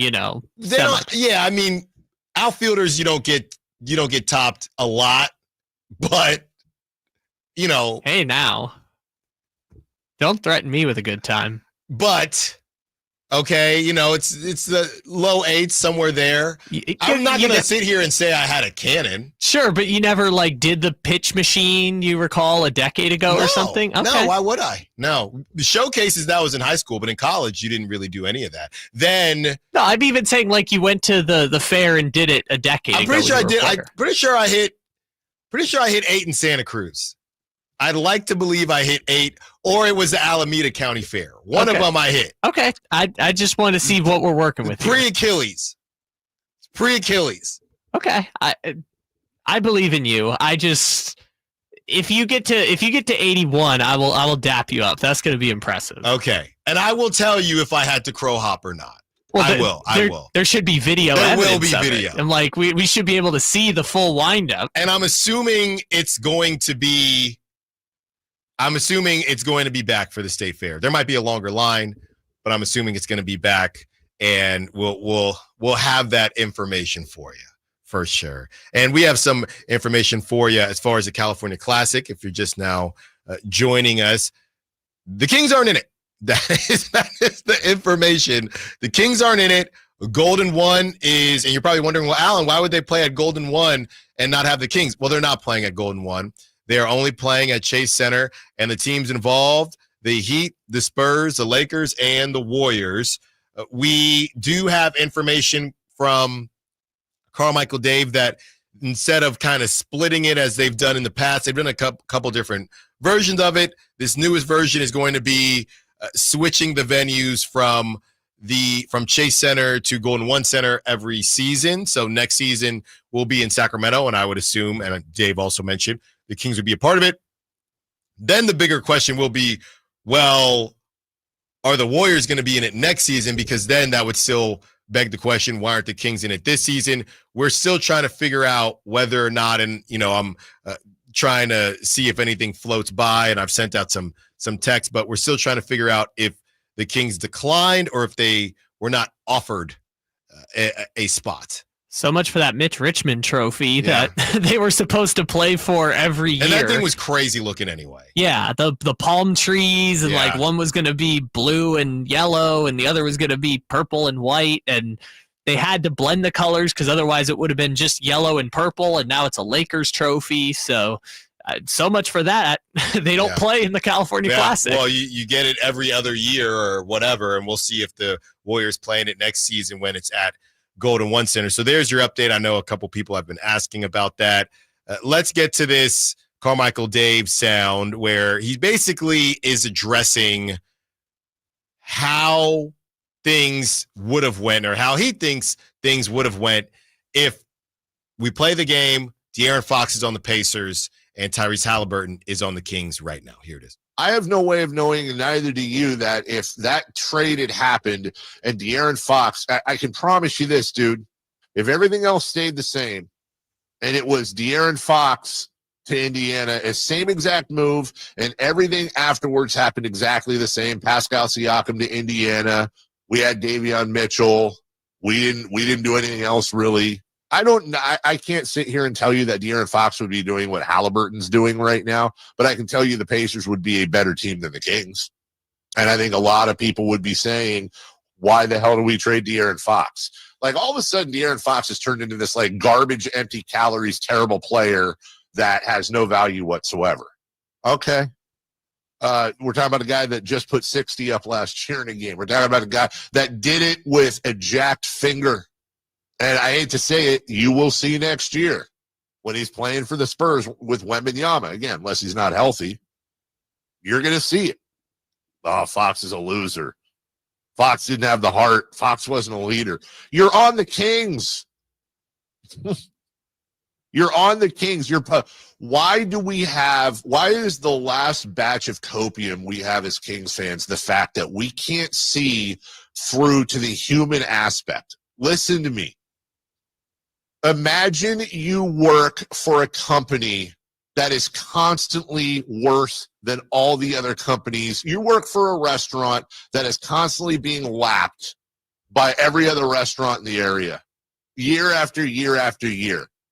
And you've seen friends of yours that you work with go to the other restaurant, say, I can't do this anymore. I quit. I want to make it work here, but man, every single time we get something going, they change the menu. I got to move on. And they go to the other restaurant, and they're having a great time. You see them in a bar. Oh, life's great. Everything's awesome. I feel good.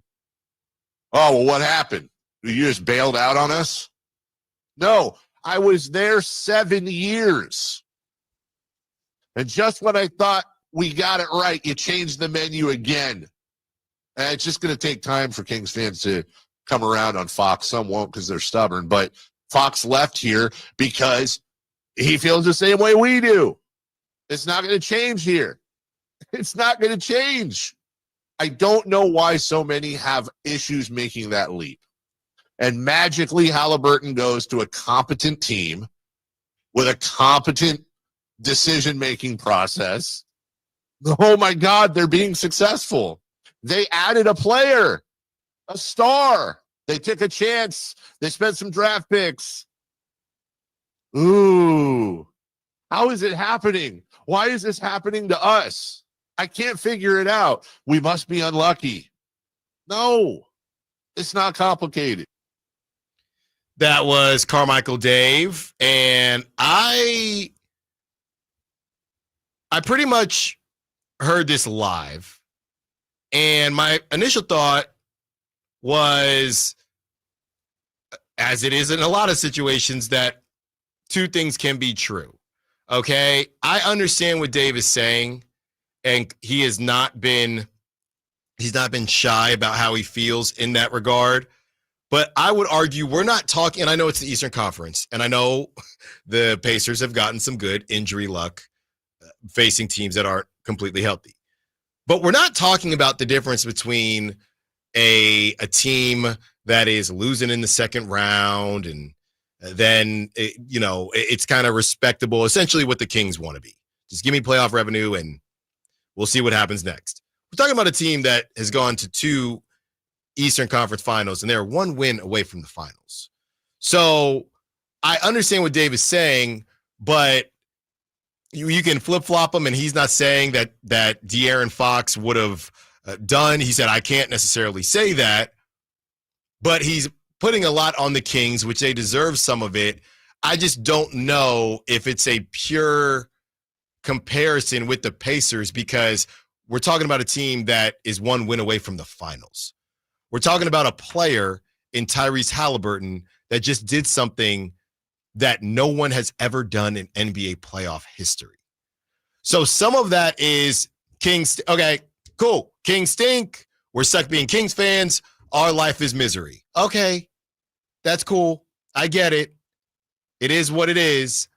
But some of this also is that not only did the Pacers, it's not just competence. The Pacers, they did that and some. And they took a swing and it ended up working out for them. So if we're talking about a second-round team, and maybe that's who the Pacers are without injury, or in the Western Conference, but that's not the reality that we live in, maybe I would be more on board with what Dave is saying, but I feel like in an attempt to overplay or aggressively play how bad Kings have been from the shoulders up, he's also downplaying what the Pacers have done, and he's downplaying Tyrese Haliburton in general. Because, again, we're doing this thing where we're just trying to do too much. Where, okay, well, is it that Tyrese Haliburton, you're saying that Tyrese Haliburton left and it's a restaurant and it's a much better restaurant and they have better ingredients. This brother is not playing. I said it before. He's not playing with the 2017 Warriors. We got to stop with that. So I think that's the point of the gap between the tier 2 point guards that we talk about, De'Aaron Fox, Ja Morant, Trae Young, Jamal Murray. Mm-hmm. The gap between those guys and a tried and true tier 1 point guard is maybe larger than Dave is giving it credit for being. Right. He's not wrong. Nobody's going to go back and forth with him on the decisions that the Kings have made. But I feel like a big part of this is that it starts with Haliburton because of how good Haliburton is. So it's not a moot point, but it's closer to a moot point than I feel like Dave thinks it is. Yeah, right. We're dealing with a superstar who's, 3 years younger than De'Aaron? I think 2, but the point is still there. I would say the Sacramento Kings decision to trade Tyrese Haliburton was not the problem. It was the subsequent moves that happened after the fact. I agree. And part of that is understanding that De'Aaron essentially didn't even want to be the number 1. He went to go be Robin in San Antonio. So there should have been a conversation there. So I agree with you. And I agree with Dave. What I don't agree with is point guard. If this point guard's here, this point guard's there, it all ends up the same. No, because Tyrese Haliburton, in my estimation, is better than De'Aaron Fox. And De'Aaron Fox, and he alluded to it, fine, go on the Riverwalk and win 10 championships with Wemby. That's cool. That has no bearing, in my opinion. He went and played with an alien with one of the biggest prospects since LeBron James. Right. That has nothing to do with the price of rice in Sacramento. But that's also what we all expect to be a tier 1 big man or a tier 1 front court player. He's not tier. That's S tier. Sure. But if he's the next Giannis, then the gap between Giannis and Domantas Sabonis is clearly larger than we're giving it credit for, which is the same point. And Dave said it in there. He said, I don't know that the Pacers would be where the Pacers are, but he said the Pacers would be better than the Kings, which... Sure. I don't know. I don't know that. That's the tough part about this. I do not know that. We can talk about it more on the other side, but I've got kind of the number that kind of bears out what Dave's point is and the point of the trade, but we can talk about it after the break. We're arguing, and conferences matter too. All right, we got to move on, and Kyle's going to give us those numbers on the other side. We're going to break all that down. 916-339-1140 if you want to be part of the conversation as well. Allen Stiles, Sacktown Sports. Patrick was way behind on his IRS taxes. I was in way over my head. The total amount ended up being somewhere just over $30,000. $30,000. Then the IRS came to collect. Started getting letter after letter. A lien had been filed against me. They were going to basically hang me completely out to dry. He had to do something. That's when I reached out to Optima Tax Relief. Patrick's life quickly got a lot easier. It was very easy, pretty much hands off. They picked up the ball and ran with it. And how'd it go? I couldn't believe it. I had to ask 2 or 3 times. I saved an incredible amount of money. How does Patrick feel about Optima? Couldn't be happier. They definitely helped me. Optima Tax Relief, the best place to call. They're the best in the business. Do what Patrick did and call Optima Tax Relief for a free consultation. Call 800-343-6460. 800-343-6460. 800-343-6460. Optima Tax Relief. Testimonial from an actual client. Some restrictions apply. For complete details, please visit OptimaTaxRelief.com.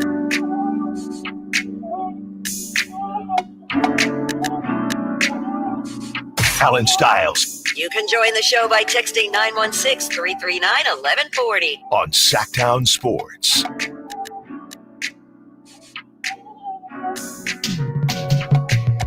Kyle has some numbers for us that I think are going to support Dave's argument. And I'm not even disagreeing with Dave. I'm disagreeing with, I guess, how simple he's making it. I guess I'm disagreeing with the simplicity of Dave's take more so than I'm disagreeing with Dave's take in general.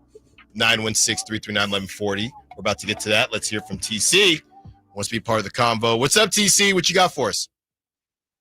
What's up, big dog? Allen, what's up, bro? What's up, man? Hey, so it's really not too many trades I'm running from, but I kind of want to touch bases on that Warriors trade. I know you kind of Bay Area, you know what I mean? But as far as Kings things, bro, let's not get caught up on the whole Warriors, Kings, Lakers. It's about getting the players, right? Mm-hmm. So I'm doing that deal. I'm sending Domas over there, bro, for if it's a sign-in trade with Kuminga, whatever deal we're going to give them, the 4 for 80 or whatever it's going to be.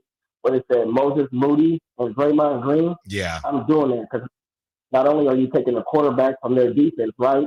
But you take Draymond away from that, their defense is going to start. Then you can send Domas over there. I don't care about his double-double, but he ain't going to do that against us when we got Draymond on the other end. I just think Draymond, Moody, and Kuminga, bro. Those 3 players for that one guy, Domas, that's a steal.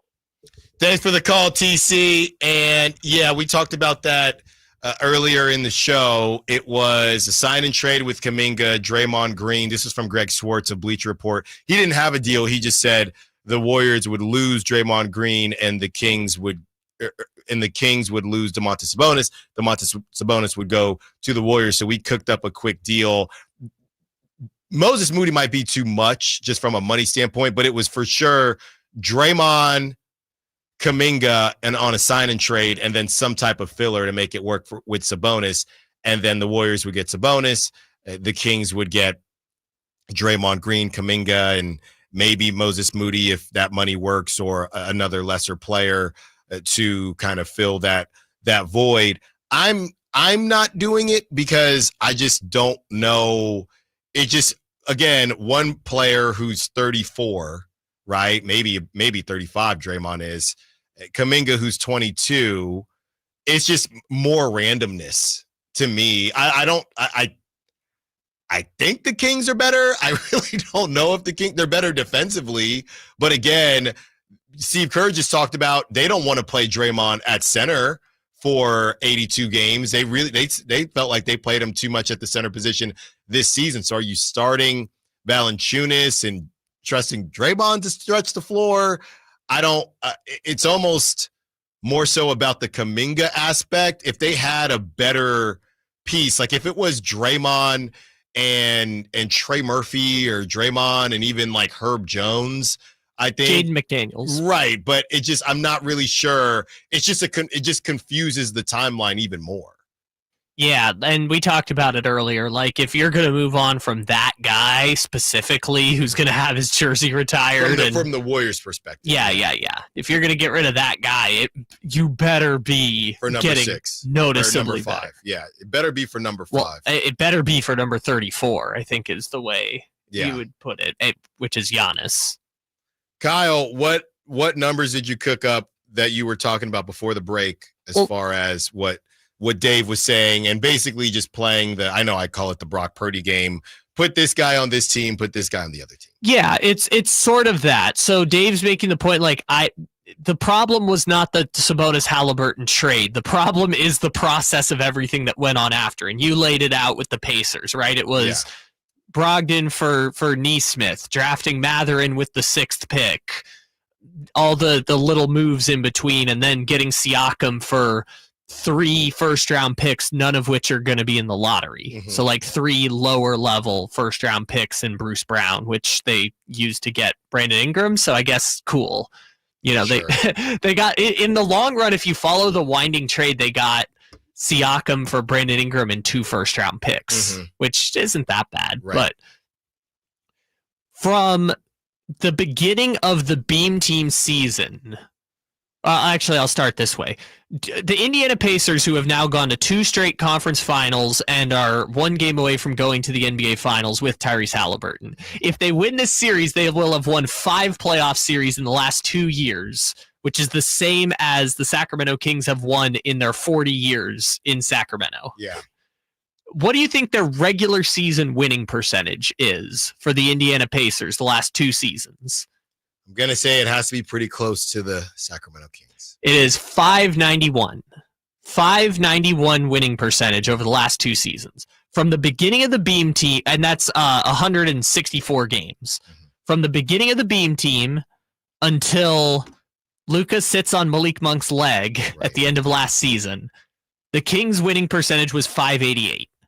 Okay, 591 to 588, same sample size. I think the difference is 7 games.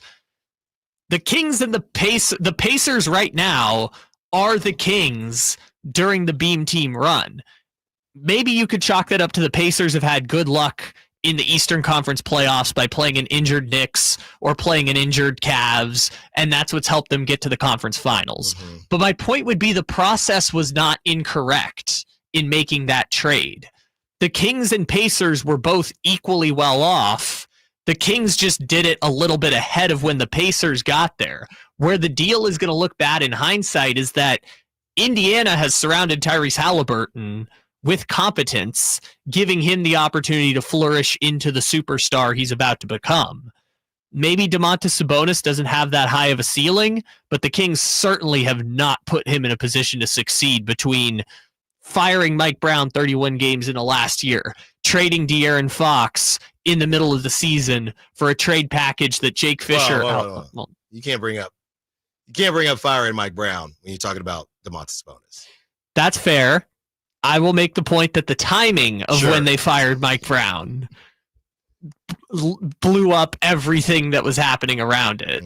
If they had fired Mike Brown at the end of this season, less people would be freaking out. I'm with you. Versus, I had to clear that up. I had to clear that up. The Kings' decisions to, depending on who you talk to, acquire DeMar DeRozan, fire Mike Brown 31 games into the season, trade De'Aaron Fox at the deadline, and then fire Monty McNair, the guy who made the De'Aaron Fox trade at the end of said season. Those subsequent decisions set the franchise back.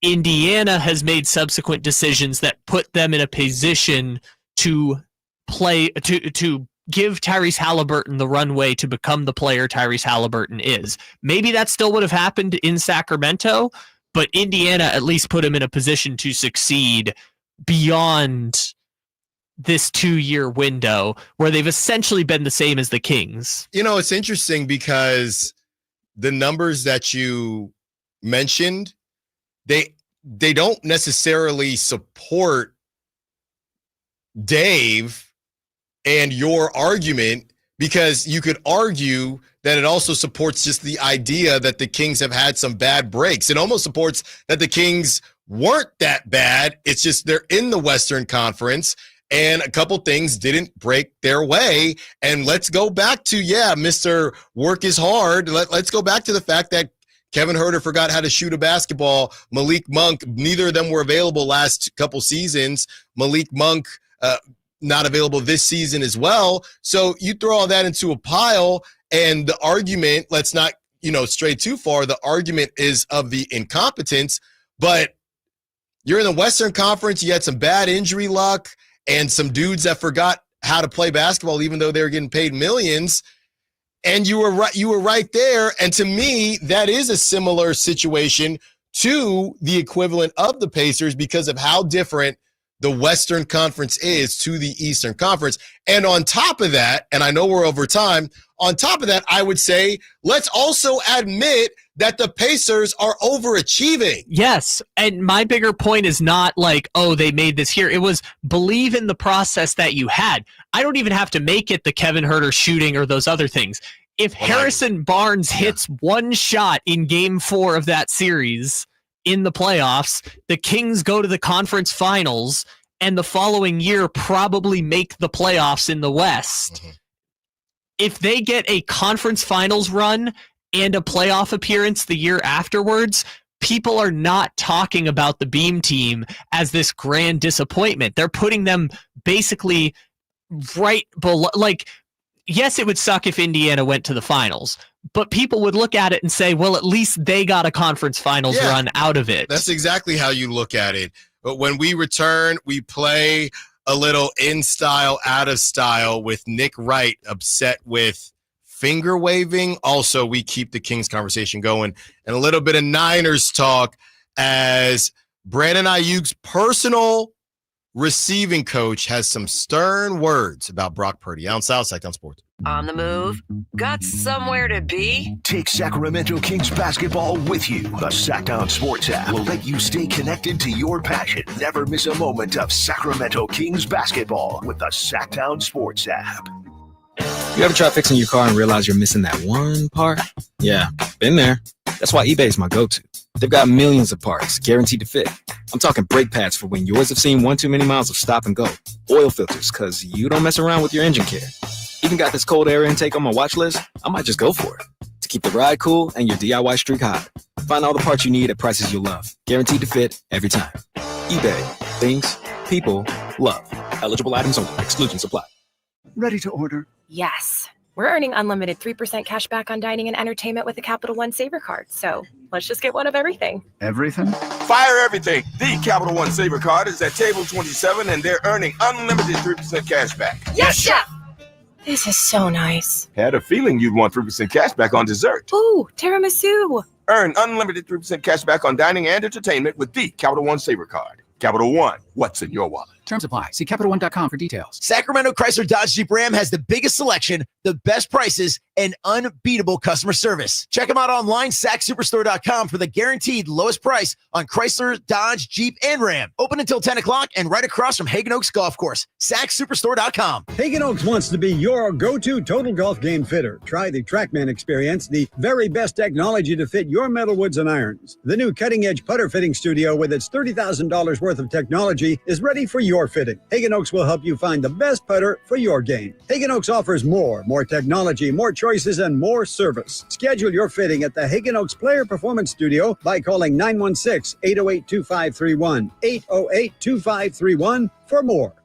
Switch to Comcast Business Mobile and save hundreds a year on your wireless bill. Comcast Business, powering possibilities. Restrictions apply. Comcast Business Internet required. Compares 2 unlimited intro lines and lowest price 5G plans of top 3 carriers. Taxes and fees extra. Reduced speed after 30 gigabytes of usage. Data thresholds may vary. With 25 award-winning years in Northern California, Ashton & Price is your local injury law firm. Pro attorney tip: if a firm presents as local but they're in LA, red flag. If your first consultation is not with a lawyer, big red flag. At Ashton & Price, your first consult is with a local attorney, and if serious injury prevents travel, a lawyer will come to you. Still not enough? George Washington's my uncle. At Ashton & Price, no red flags, just red, white, and blue. Remember, for the best advice, don't think twice. Call Ashton & Price. Skeeter here. Got a question. What's small and dark with white bands on its legs and bites during the day? Mosquitoes. Hi, I'm Luz Maria Robles, but these are 2 new types of day-biting mosquitoes. They're invading our area and becoming a big problem. And they can be dangerous. But we're on it, so when you see them, report it at fightthebite.net. In the meantime, use insect repellent and drain stagnant water around your yard. We're here to help with these day-biting mosquitoes. Visit us at fightthebite.net. Thanks for calling Discover. This is Nia. Hi, Nia. It's Jennifer. Did you know that Discover automatically doubles all the cash back you've earned at the end of your first year? Yeah, I work here. Okay. I was just double checking. Get it? Because Discover automatically doubles all the cash back you've earned at the end of your first year? Oh, you get me, Nia. You could say that I double get you. I guess we've taken it too far. You earn, we match. Discover Cashback Match. See terms at discover.com/creditcard. For a lot of us, saving up a down payment can be the biggest barrier to buying a home. So Rocket Mortgage is lowering down payments to 1% for eligible home buyers with ONE+. Because everyone deserves their shot at the American dream. Call 800-4ROCKET or visit rocket.com to get a head start on your starter home. Rocket Mortgage, LLC. Licensed in all 50 states. NMLSConsumerAccess.org, number 3030.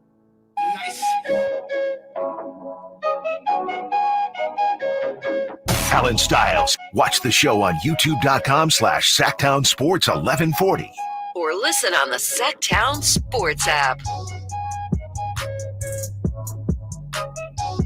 Whitey Gleason will join us in about 10 minutes.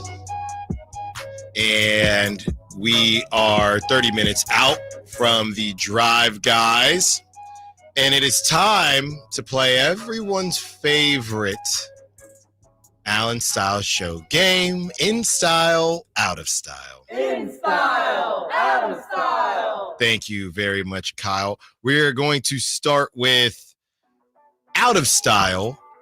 And this out of style is from TJ Houshmandzadeh, who is or was 49ers wide receiver Brandon Ayuk's personal coach.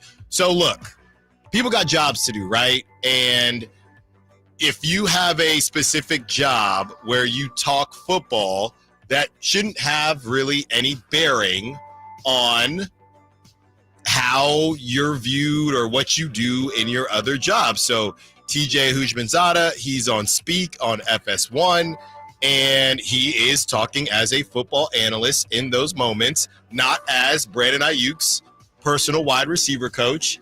And he says if Brock Purdy takes the San Francisco 49ers to the Super Bowl and they win it, then his contract is well worth it.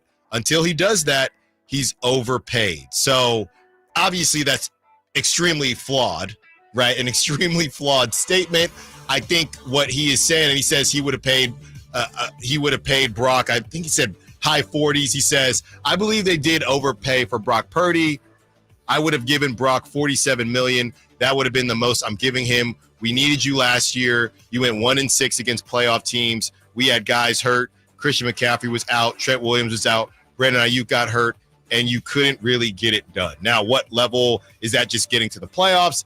I'm not really sure where TJ is at. People are saying, and where the in style, out of style comes into play, is it okay or is it a bad look for Brandon Ayuk, who a lot of people think he's overpaid, but is it a bad look for Brandon Ayuk that his wide receiver coach or longtime wide receiver coach that they're definitely connected to, definitely have a relationship with each other, is speaking like this about Brock Purdy?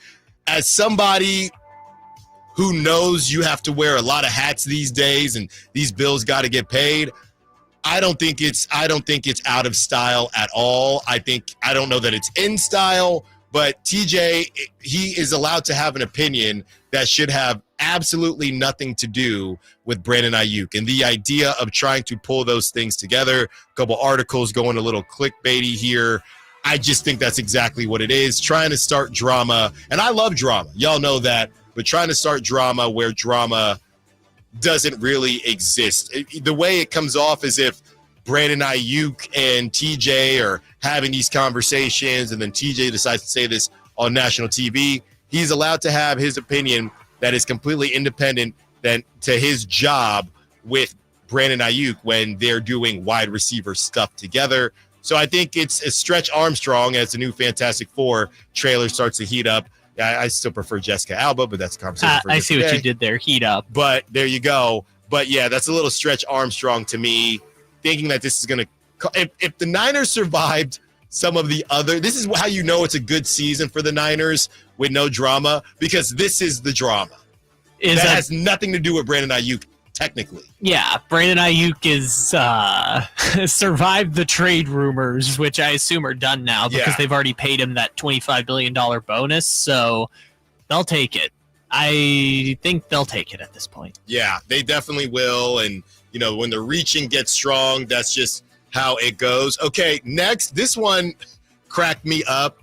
Next on the in style, out of style. So I'm gonna, yeah, there you go. I'm going to go in style for TJ Houshmandzadeh. People got too many jobs these days. You should be able to talk about something that has nothing to do. Before I say that, you should be able to talk about certain things and have opinions on certain things, especially if it's within the football realm, as we joke about Aaron Rodgers and Joe Rogan. But you should be able to have an opinion on a quarterback and as an analyst, but then also be a wide receiver coach, and those two things be mutually exclusive. I'm going to say in style. You're in style on having multiple jobs. I'm in style and paying the bills. That's exactly right, and paying for diapers and or pull-ups. Baby style's getting close, though. Good. And I'm saying, people eating lunch, but she's healthy. She's healthy. Before you know it, she'll be potty trained. We're close. We're close. All right, next on in style, out of style. This one cracked me up because Nick Wright is going off about the finger waving. Okay, and if you don't know what I mean, the challenge call, how all the players are waving their fingers now.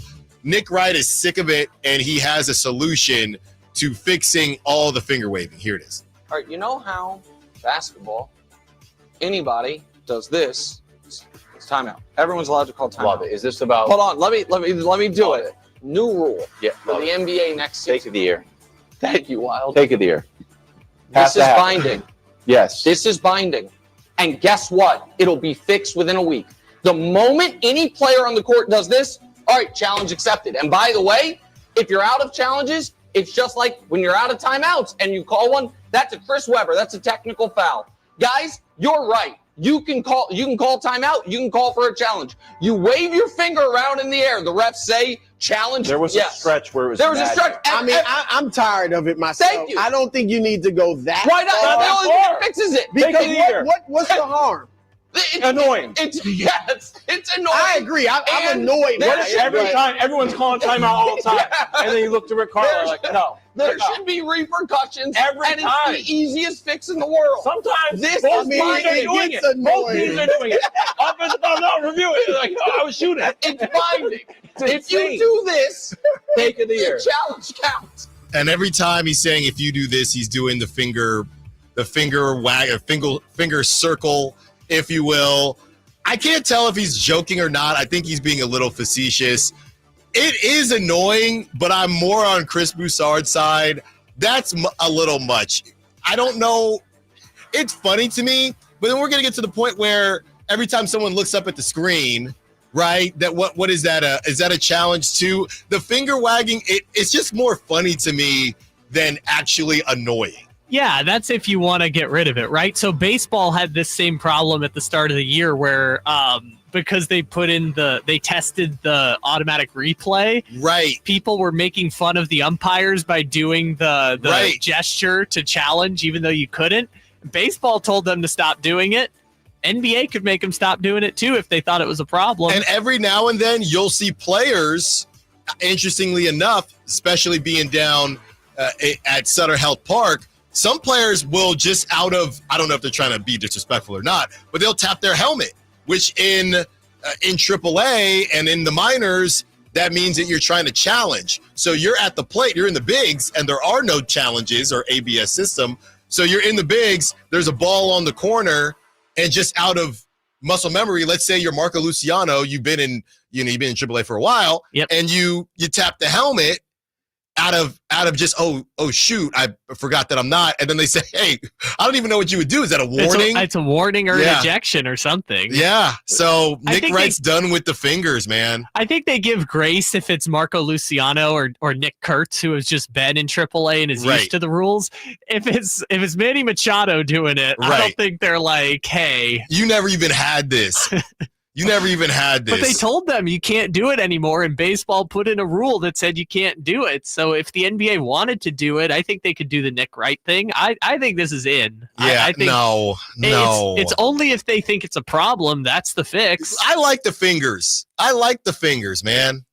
you like the fingers waving around in the air? Yeah. Every time, every foul. Every play. There was one hilarious one. I was watching Game 4 on Monday, and Alexander Walker immediately went like this, and then they show the replay, and he just slapped the That's why I love arm. it. I think it's funny, and also I like when it happens. It's the first play of the game, and they're already go challenge it. Yeah, go challenge it. Why every not? single time. It's so funny, but I would say that's the solution if you want to get rid of it. You know what would be funny though if they did do that?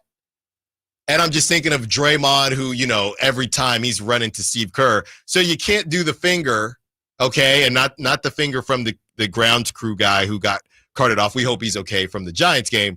He gave a different finger. But you do the finger circle, the circular finger, okay?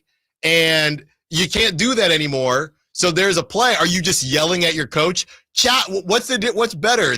The finger or challenge it? You're just trying to scream at your coach? Well, but they're going to come up with something. They're going to start twisting their elbows or something, or closed fists. Yeah. What about a closed fist circular motion because you're not doing it? Or point at the coach. They're going to something find like a way. It's going to turn into baseball signs. I guess, but I guess then this is more reactionary than anything else, right? Everyone doing the challenge. Just let them. I think it's so funny.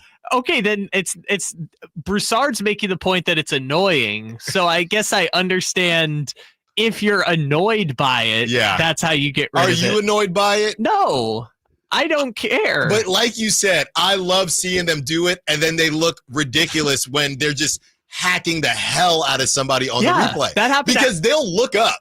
They'll either just do the finger, or they'll look up and see, I didn't foul him, and then do the finger, and we see the replay, and they fouled him. Okay, that did remind me. The ones I always think is funny is when they hit the review on a ball out of bounds, and then they show the replay. It's like, brother, you slapped that ball out of bounds. Right, and then the coach looks crazy because, we trust him. Because even Steve Kerr will just say, all right, Draymond, I trust you, brother, but I can't. It's the first quarter. It's the first play, and you got the finger going. I don't know. Mike Brown would always challenge super early. When I was going to say. So. He did not mind. By the way, my take on that part is never challenge until the fourth quarter. There's no point in using your challenge at any point until the fourth quarter. I probably agree with that, but hey, I'm doing it right now. You just can't see it unless you're on YouTube. Shout out to the YouTube chat. Whitey Gleason joins us next for a little bit of cross-talk. Close out the show. Allen Stiles, Sacktown Sports.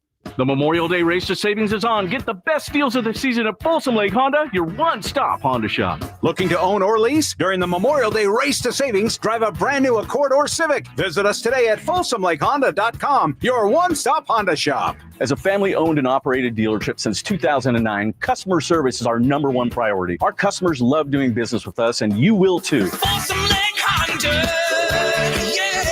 your one-stop Honda shop. When you're young, life is full of choices. Don't let opioids like highly addictive and deadly fentanyl take away your life with just one wrong pill.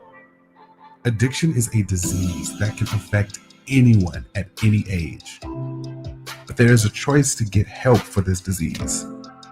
Find medically proven treatment options, including virtual, at choosemat.org. Only one radio program captures the excitement of hunting and fishing as it happens. The award-winning California Sportsman with Sep Hendrickson. Only California Sportsman takes you where the action is, live on the water, live in the blind, and live with the top pros and experts in outdoor sports. California Sportsman with Fishing Hall of Famer Sep Hendrickson is your premier destination for all things outdoors. Sep's Saturday Morning Outdoors. Ultimate Bass and California Sportsman, 5 a.m. to 8 a.m. Saturdays on Sacktown Sports 1140.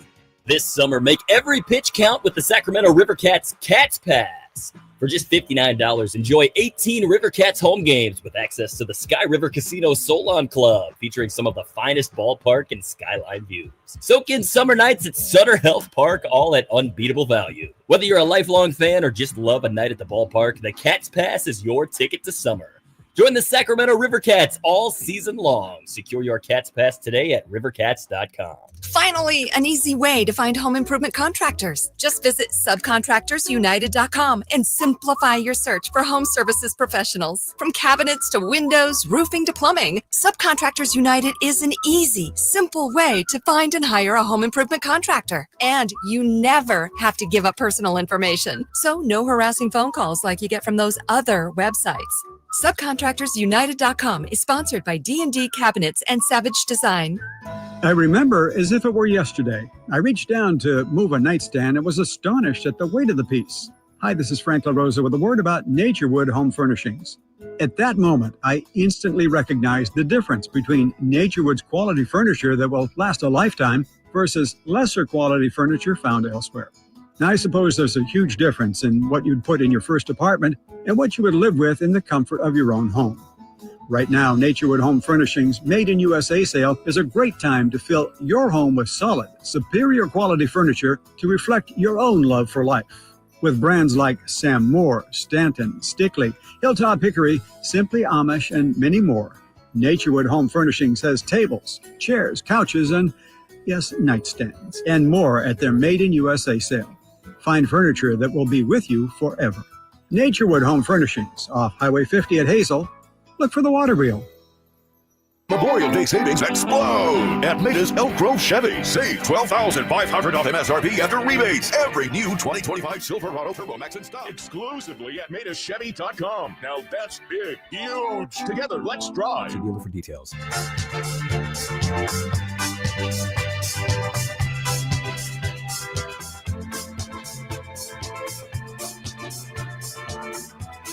Live and local.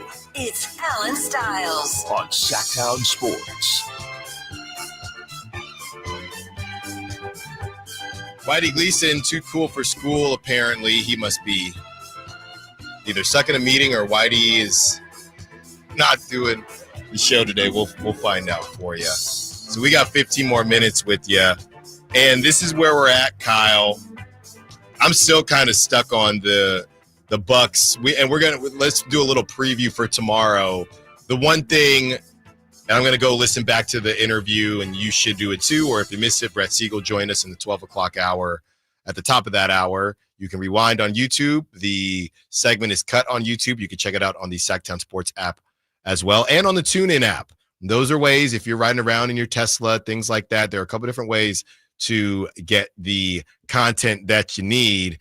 And I'm still kind of stuck now, a team that we hadn't mentioned. We had talked about the Celtics needing that scoring. We had talked about the Rockets needing that scoring.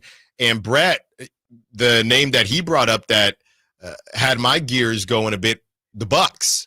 No Dame, obviously, this upcoming season based on when he tore it. So no Dame, they're going to need some scoring. So just a little preview, Kyle and I will be working on something for tomorrow. I don't know it might be separate from our trade candidate, because I feel like we have two lanes that are evolving now.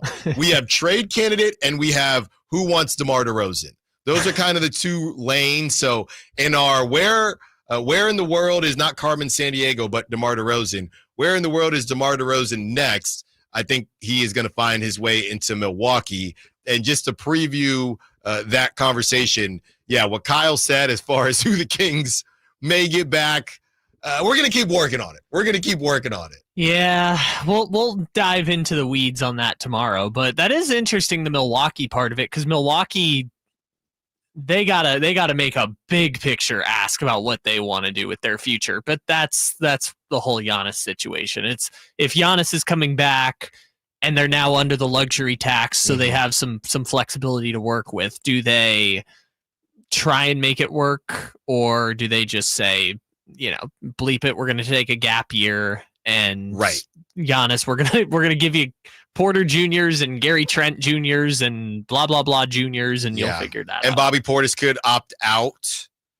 Brooke Lopez is gone. Yeah, Brooke Lopez is gone, and I look at DeMar DeRozan as almost a bridge. He's like Geno Smith, but better, because he's going to be a Hall of Famer. But the idea of a bridge quarterback, he's a bridge second, third option to help get you through wherever you're trying to go. Yeah, the Bucks one is a one I hadn't even considered before because there's so many building blocks that have to fall into place after Giannis. Plus, it's like the Celtics. You have a you have a $50 million player who's not going to play next year. Right. And the real question is, are you trying, and we'd have to double check their situation, but yeah, does it make more sense? Even if Giannis is coming back, then no, you can't waste obviously they would not want DeMar DeRozan if Giannis is gone, but Giannis is coming back. Do you want to just survive and maybe you get hot? I've been talking about that spacing as well with Giannis and DeMar, but he can get you buckets. Do you want to go that route, or do you want to say, hey, Giannis, maybe we hybrid? Because the thing is, it's not a 28-year-old Jason Tatum coming back next year. It's a 36-year-old Dame Lillard. Yes. That's the bigger issue. Which we brought up the point that Lillard's the same age Kobe Bryant was when he tore his Achilles. Right. And if you look, I mean, you could even say, hey, send Dame to Sacramento. If it was home for DeMar DeRozan, it's definitely is only an hour away from Oakland. And you say Zach LaVine, Giannis. But to me, that's not I just don't know how the Bucks convince Giannis to stay. It's one of those things where if Giannis is going to stay, it's because he wants to stay, right? He doesn't want to leave, and he's cool. I would say in his heart of hearts, he's cool with one ring. That's how I would take it. Or that they will be able to rebuild this thing before his prime ends. Okay, better happen quick. Yeah. Better happen quick. I guess the plus side for Horst, who's the general manager, is at least Giannis gives you a shot every year. Yeah. As long as he's that special guy, you at least have a puncher's chance. Right. Giannis and a hot Zach LaVine year, and maybe you're dancing. Yeah, maybe you're dancing somewhere. Kyle, this is where we're at now, and this is why people didn't want to take the chance. This is giving me flashbacks to the Niners with Trey Lance and Brock Purdy and Brandon Allen, the snap count. We are now to the point where Yahoo Sports and other outlets are posting about day 2 of the Browns OTAs, and Shedeur Sanders threw, I believe, the most touchdowns today at OTAs. He was 7 of 9 with no interceptions. Dylan Gabriel had 2 TDs, 1 interception. This is what we're doing. When you draft Shedeur Sanders, you got 4 quarterbacks, Kenny Two Gloves, Joe Flacco, and your other rookie, Dylan Gabriel. This is what you have signed up for if you're the Browns. Maybe you don't mind, maybe you like the pub, but this is what you've signed up for. Sure. And you have Deshaun Watson running around somewhere. Well, not running, rehabbing, but jogging. For a team that I saw has the lowest win total odds in Vegas right now, we're doing quarterback snap counts for the worst team in the AFC. God, that's where we're at. I hate it so much. This is why teams, you know what? I'm cool off that. I think the Browns eat it up. Because here's the argument. The argument is very similar to when your team stinks, but the worse your team is, the better their social media account is, because you have to make somebody laugh, right? You have to entertain somehow. That's why the Chargers are the best. That's right.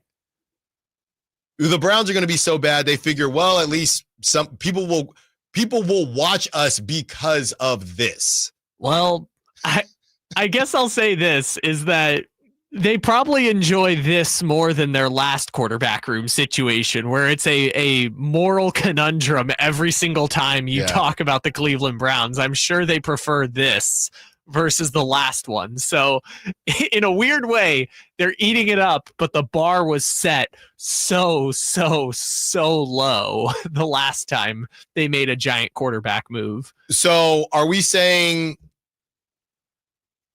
there's no way that Shedeur gets cut, right? There's no way. I would say one of the quarterbacks is going to go. It could be Gabriel or Shedeur. Kenny Two Gloves, though? They might trade him. I'm saying they could trade Pickett to a team that needs a sturdy backup going into the season, or their quarterback gets hurt. But they can only take 3, and they're leaving here with something. They are. Jared Williams on the Sack Chat says Kings had the same chance to trade for OG, Siakam, Towns, Markkanen, and Butler, and others, and chose to stay with Barnes and then move him for a misfit like DeMar. Some of those things are true. And again, it's just oversimplifying it, right? Butler, I guess, is more of a winner, but I don't know how often Butler is going to give you the scoring performances that DeMar DeRozan did. Maybe it was more of a fit and grittier. Markkanen, okay, that depends, Jared, how you feel about moving Keegan Murray. I didn't hear any connection to Karl Anthony Towns. I think he's too expensive, and his PR and his the clips going around of people asking about do your best Karl Anthony Towns impression after all that all throughout New York. So Karl Anthony Towns, never really heard about that.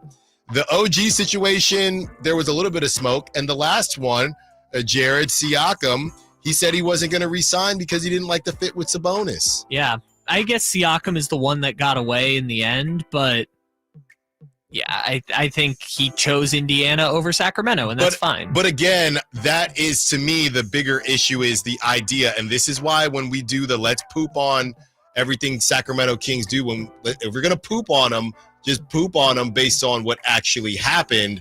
They did not pick Harrison Barnes over Pascal Siakam.